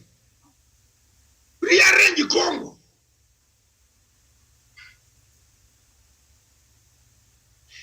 A place where there is no communication, no roads, no infrastructure, no medicine. People are still eating roots. All the Stone Age, they are getting fire not by box of matches. Dog, roots are healthier. Yeah, that's why they don't even know that there's corona. They don't need, yeah. If you keep eating roots, you'll... No, honestly, did you look at the rate? Look at the rate of people who died of corona in Congo. Miriam, you have the chart there. Look at the Democratic Republic of Congo. They are less than 500. Have you seen that? So we need to get on to eating these fruits then, Doc. It's a good thing. They are less than 500. Why do you want to go there to disrupt their living? Rearrange them, they continue eating the roots while we use the laptop. He said today, Friday, Kirimi is saying, what is going on with my my big brother today. I am wild today for Africa. Rearrange Congo. Don't waste the people. Yes. There are places in Congo that rely on President Museveni to fix their roads and also give them maybe water. There are places in Congo that Museveni is developing. And that, look at me. Am I wrong? Have now given I am actually preparing the Uganda foreign policy. Woo! Is Uganda foreign policy? Let's rearrange Congo the way we are building roads. Mm-hmm. So Ugandan foreign policy. What is the interest of Uganda there then? It's safeguard. It's to safeguard ourselves. Let me turn the other coin today for the first time, Museveni. Let me be on his side because his foreign ministries are dead. He has been accused. Mzee, weka watu watoto sasa sisi tutembee na watu. Let's rearrange Congo. Congo is a haven of problems for the whole region. I support an effort of the region of Kenya going into Congo to rearrange it. If you think I'm wrong, tell me. Now check on me. Tell me, where am I wrong? Is Kenya not there? We are not, let's not go there and say we are helping Tshisekedi. No! Let's rearrange it officially. Yugoslavia was rearranged officially.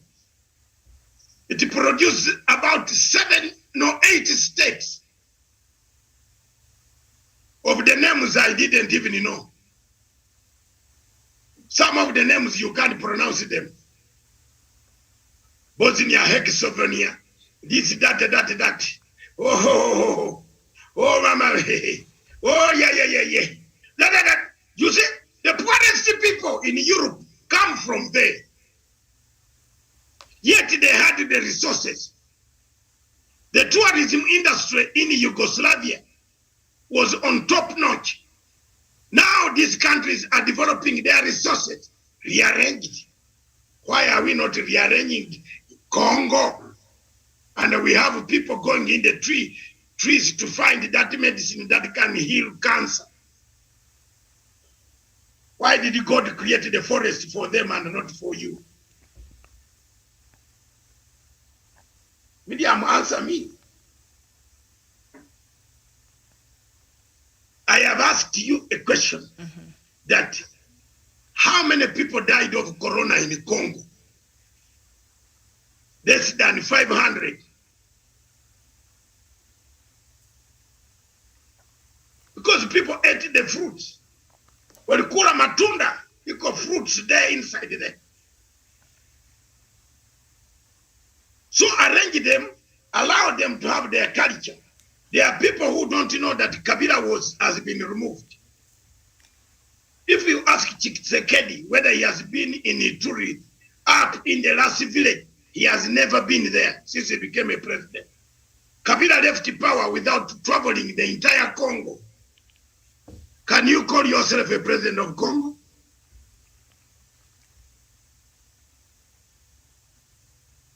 The Congolese near Uganda border are more Ugandans than, because why are they more Ugandans? They get a box of matches, paraffin, oil, soap from Uganda. They don't know where that there is a capital city called Kinshasa. It's 4 hours by a jumbo jet from Entebbe to Kinshasa. Let's rearrange Congo. And down on the jumbo jet, medium, what are you looking at? A forest and the river. Towards the end is when you see some houses. So is this the country you want? To remain the envy, the fight, the puller, the magnet for wars? Haven't you seen every Muzungu is going to Congo? Am I wrong?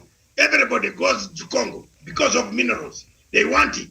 Why don't we arrange it? Then people can come for minerals properly.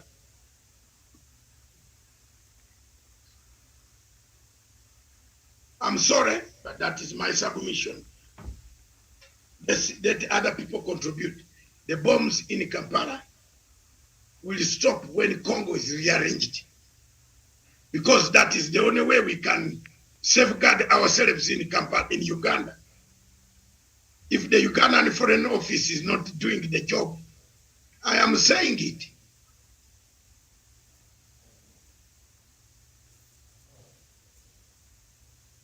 I'm saying it, Miriam.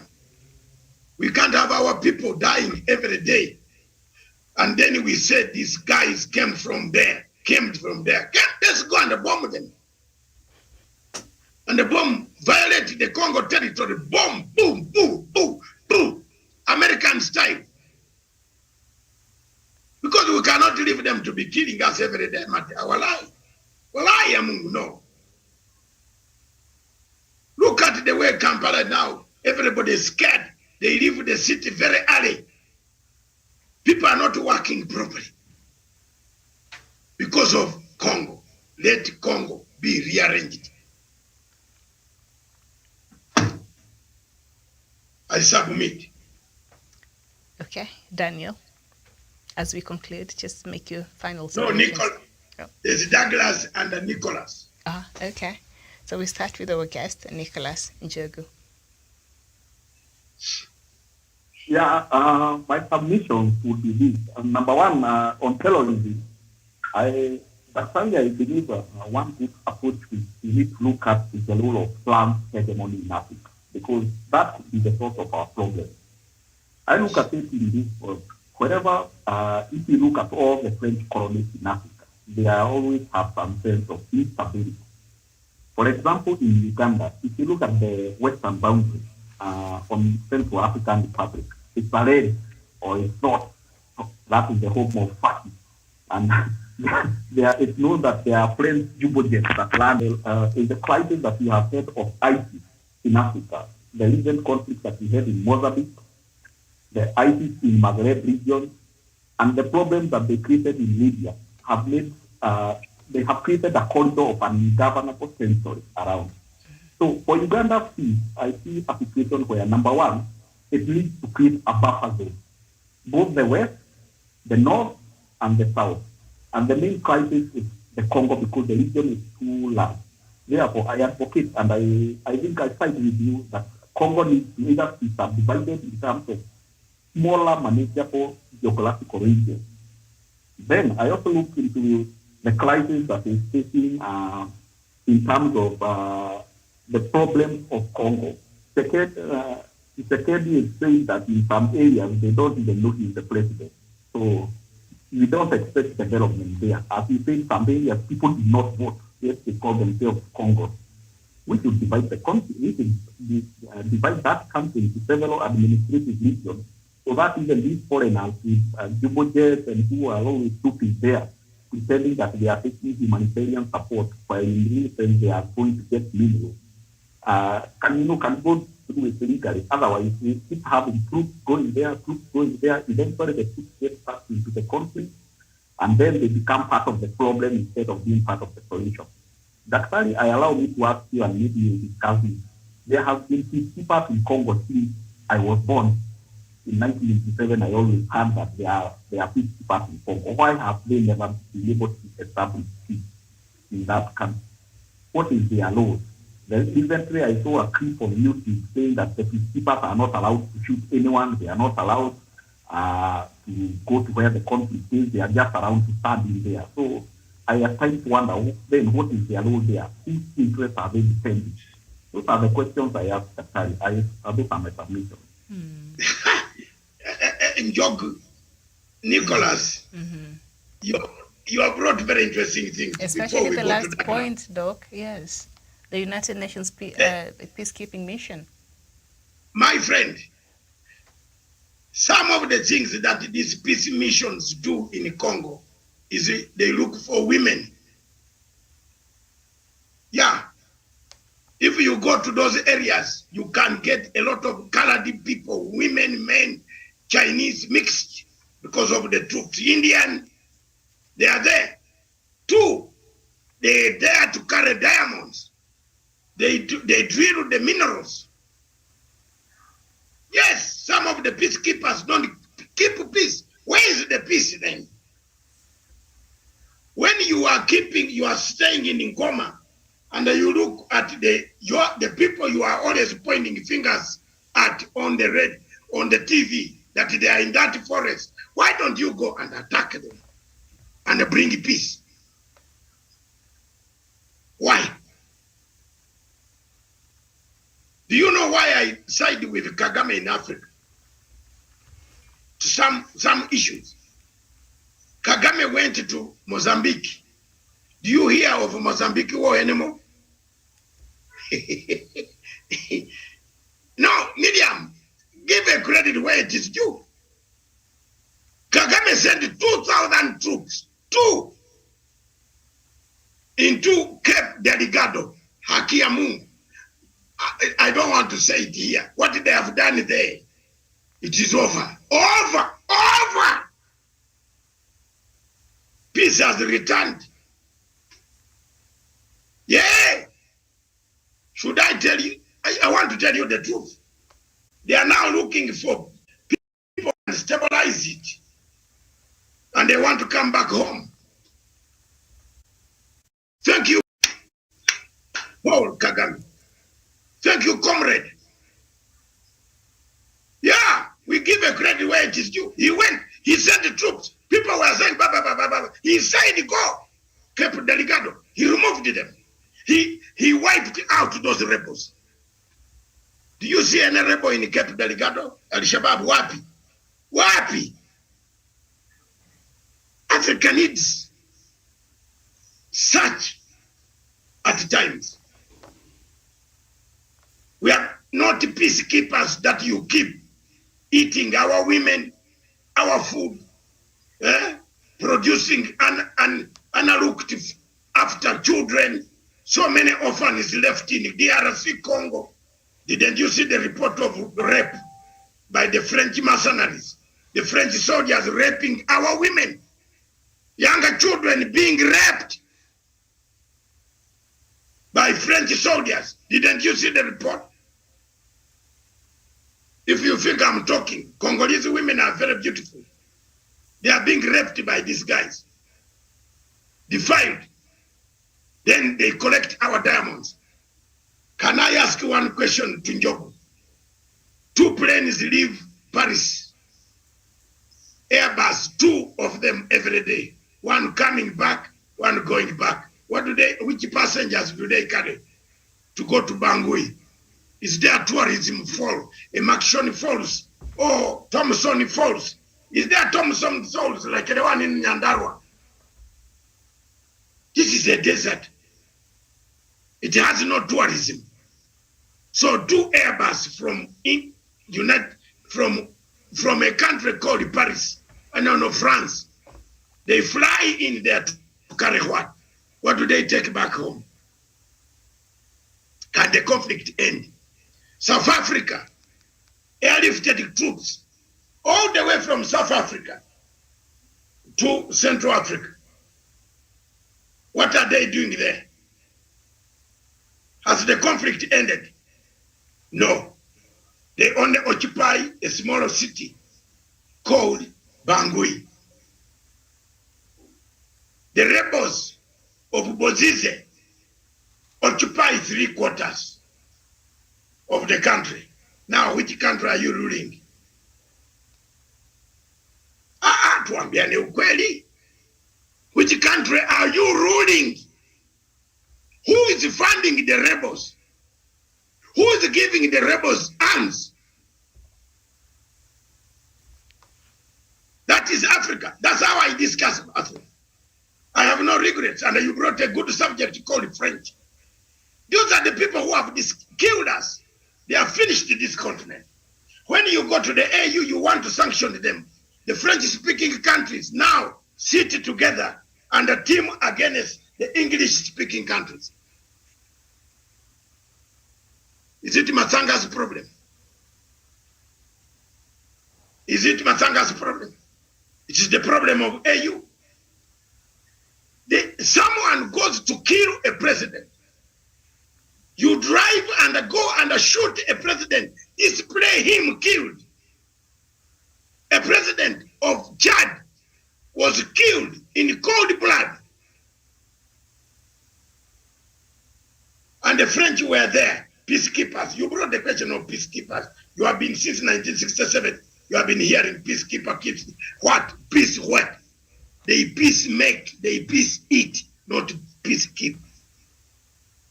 There's no peacekeeping. Where is it? Where? They only did the peacekeeping in Yugoslavia. If it was Yugoslavia, they would run very fast. Kenya went to Yugoslavia. Is Yugoslavia not stable today? It's gone. I met there with Major Godana, the governor of Tana River. I don't want to tell you what we did there. We did a very good job. We have left offsprings around there. And I don't want to say that much to Miriam. I know how she looks. When she looks like that, she has got a point. So there's good work we did in Yugoslavia and Bosnia. That's where I met Major Godana, the governor of Tana River. Ask him. We met where in a hotel. When I went with the former Secretary of State for Britain, Robin Cook, my best friend, Robin Cook. May his soul rest in peace.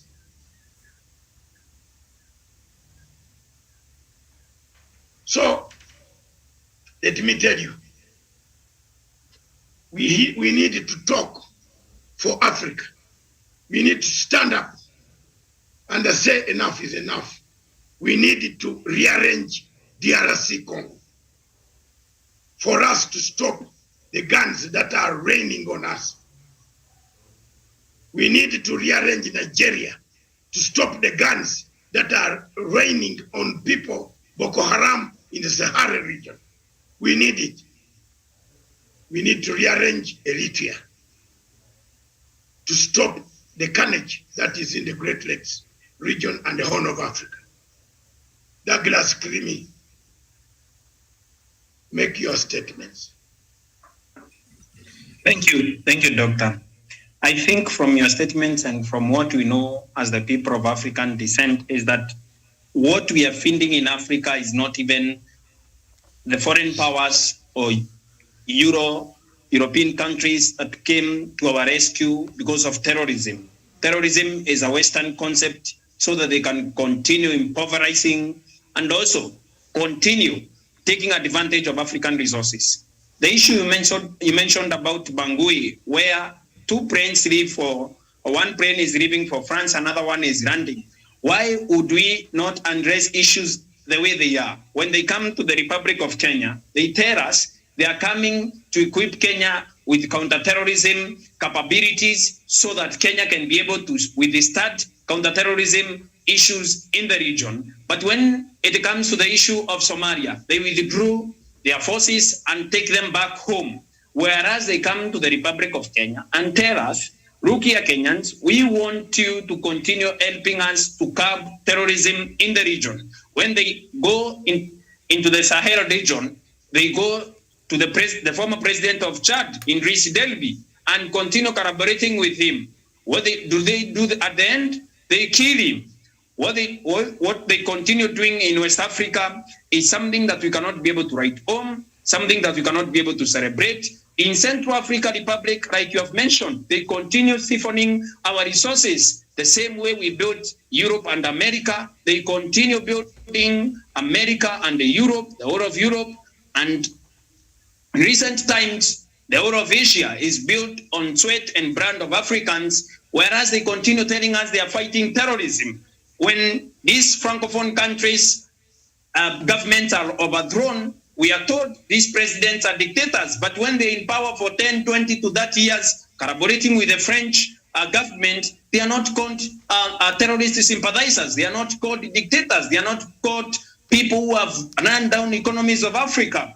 what we need to do, Dr. David Masanga, like you have said, is to speak for Africa and stand up for Africa the way we know it today, because in the decades to come, Africa is going to disintegrate and it is not going to be the way we know it today. Why? Because people who have committed themselves in fighting terrorism the way it is supposed to be fought, terrorism has been able to deal a big blow. I agree. It is an issue that we should be able to deal with. But when they come to Africa in peacekeeping missions, Doctor, you have said, they come snatch our women. In their wake, they leave children without fathers, they leave children without school fees, children without clothing, and children without food. They cut away our diamonds, they cut away our gold, they cut away our precious metals, and even the rare woods that are only found in Africa, they cut them away and take them to foreign powers and capitals, and also other countries, to continue bastardizing Africa, to continue destroying Africa the way we know it. Dr. David Masanga, I think, and this is my submission, that we should be able to support our African leaders, though some of them need to be told the extremes that they have gone, they need to go to the right direction. We need to support our African leaders, liberate Africa the way we know it, and speak for our Pan-African brothers and sisters. Because Dr. David Masanga, in year out, we are told that these peacekeeping missions are coming to curb terrorism in the region. Remember, for 20 years ago, when Taliban fell in Afghanistan and American troops took over and transitional governments were put in place for a period of 20 years supporting different governments, there is nothing tangible that the people of Afghanistan have been able to reap from these Western allies or Western powers that even invaded their country. The same thing, like I think it's Dr. David Masanga or Nicholas said, the same thing can be said of Libya. In 2011, and when the fall of Muammar Gaddafi came to the fore, they were better off with their Muammar Gaddafi than when these Western allies, Western powers came in place. Sudan, the same thing when it was under Omar Bashir. Today, they're in turmoil. Dr. David Masanga, we need to be able to support African leaders the way they are today, so that we can be able to churn better leaders as we even support those that are in power, so that we can keep Africa the way we know it, because Africa is going to lose its stature, it's going to lose its praise and identity as we know it today, if we continue allowing these Western greedy resource allies to continue invading Africa in the name of peacekeeping missions, and also fighting terrorism and counterterrorism activities on the soil and the brand of Africans that they have been able to pour over the years. Thank you. Thank you very much, Miriam. We have made very serious points, and Nicholas, you can take my number, or you can send me an inbox, and I am sure you are my friend on Facebook, isn't it? I am.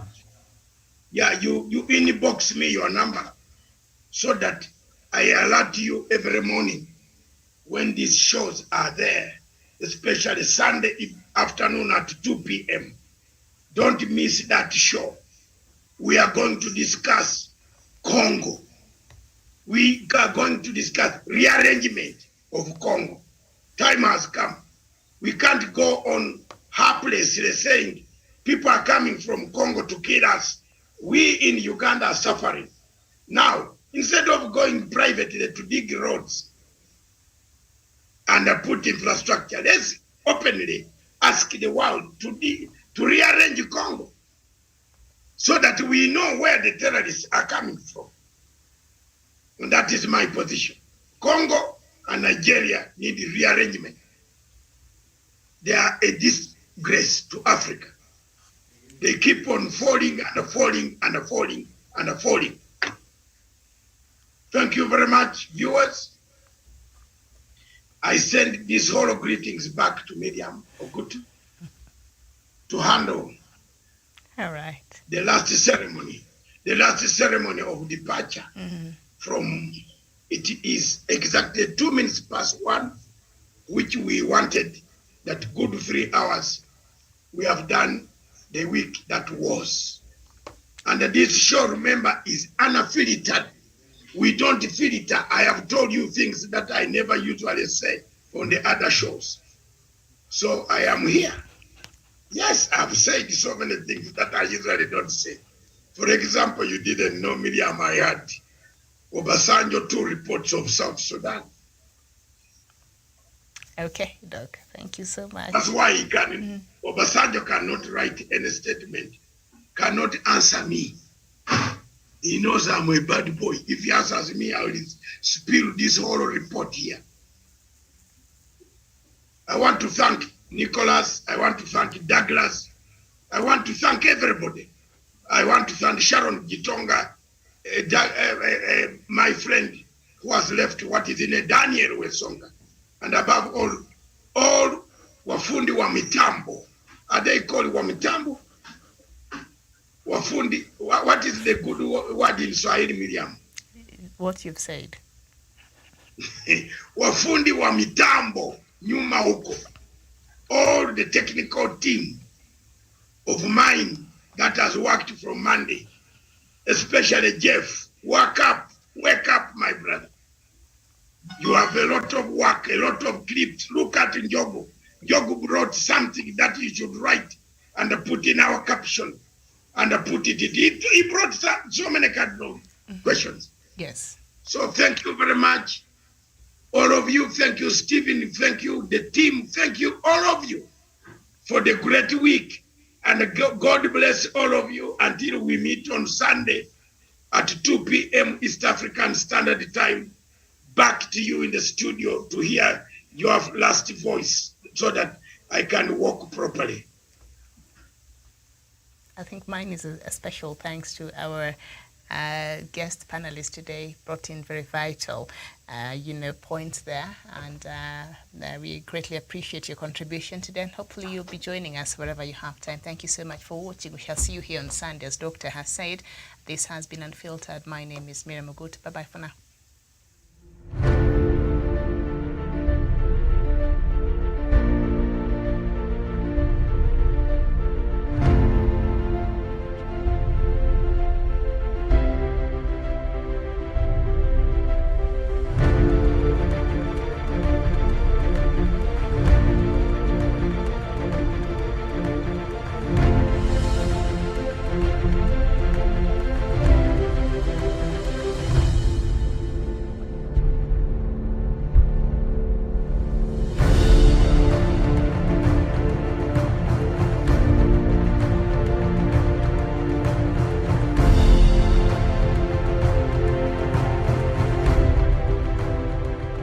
Peace must be our goal and our guide.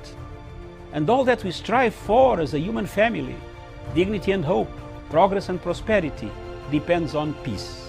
But peace depends on us.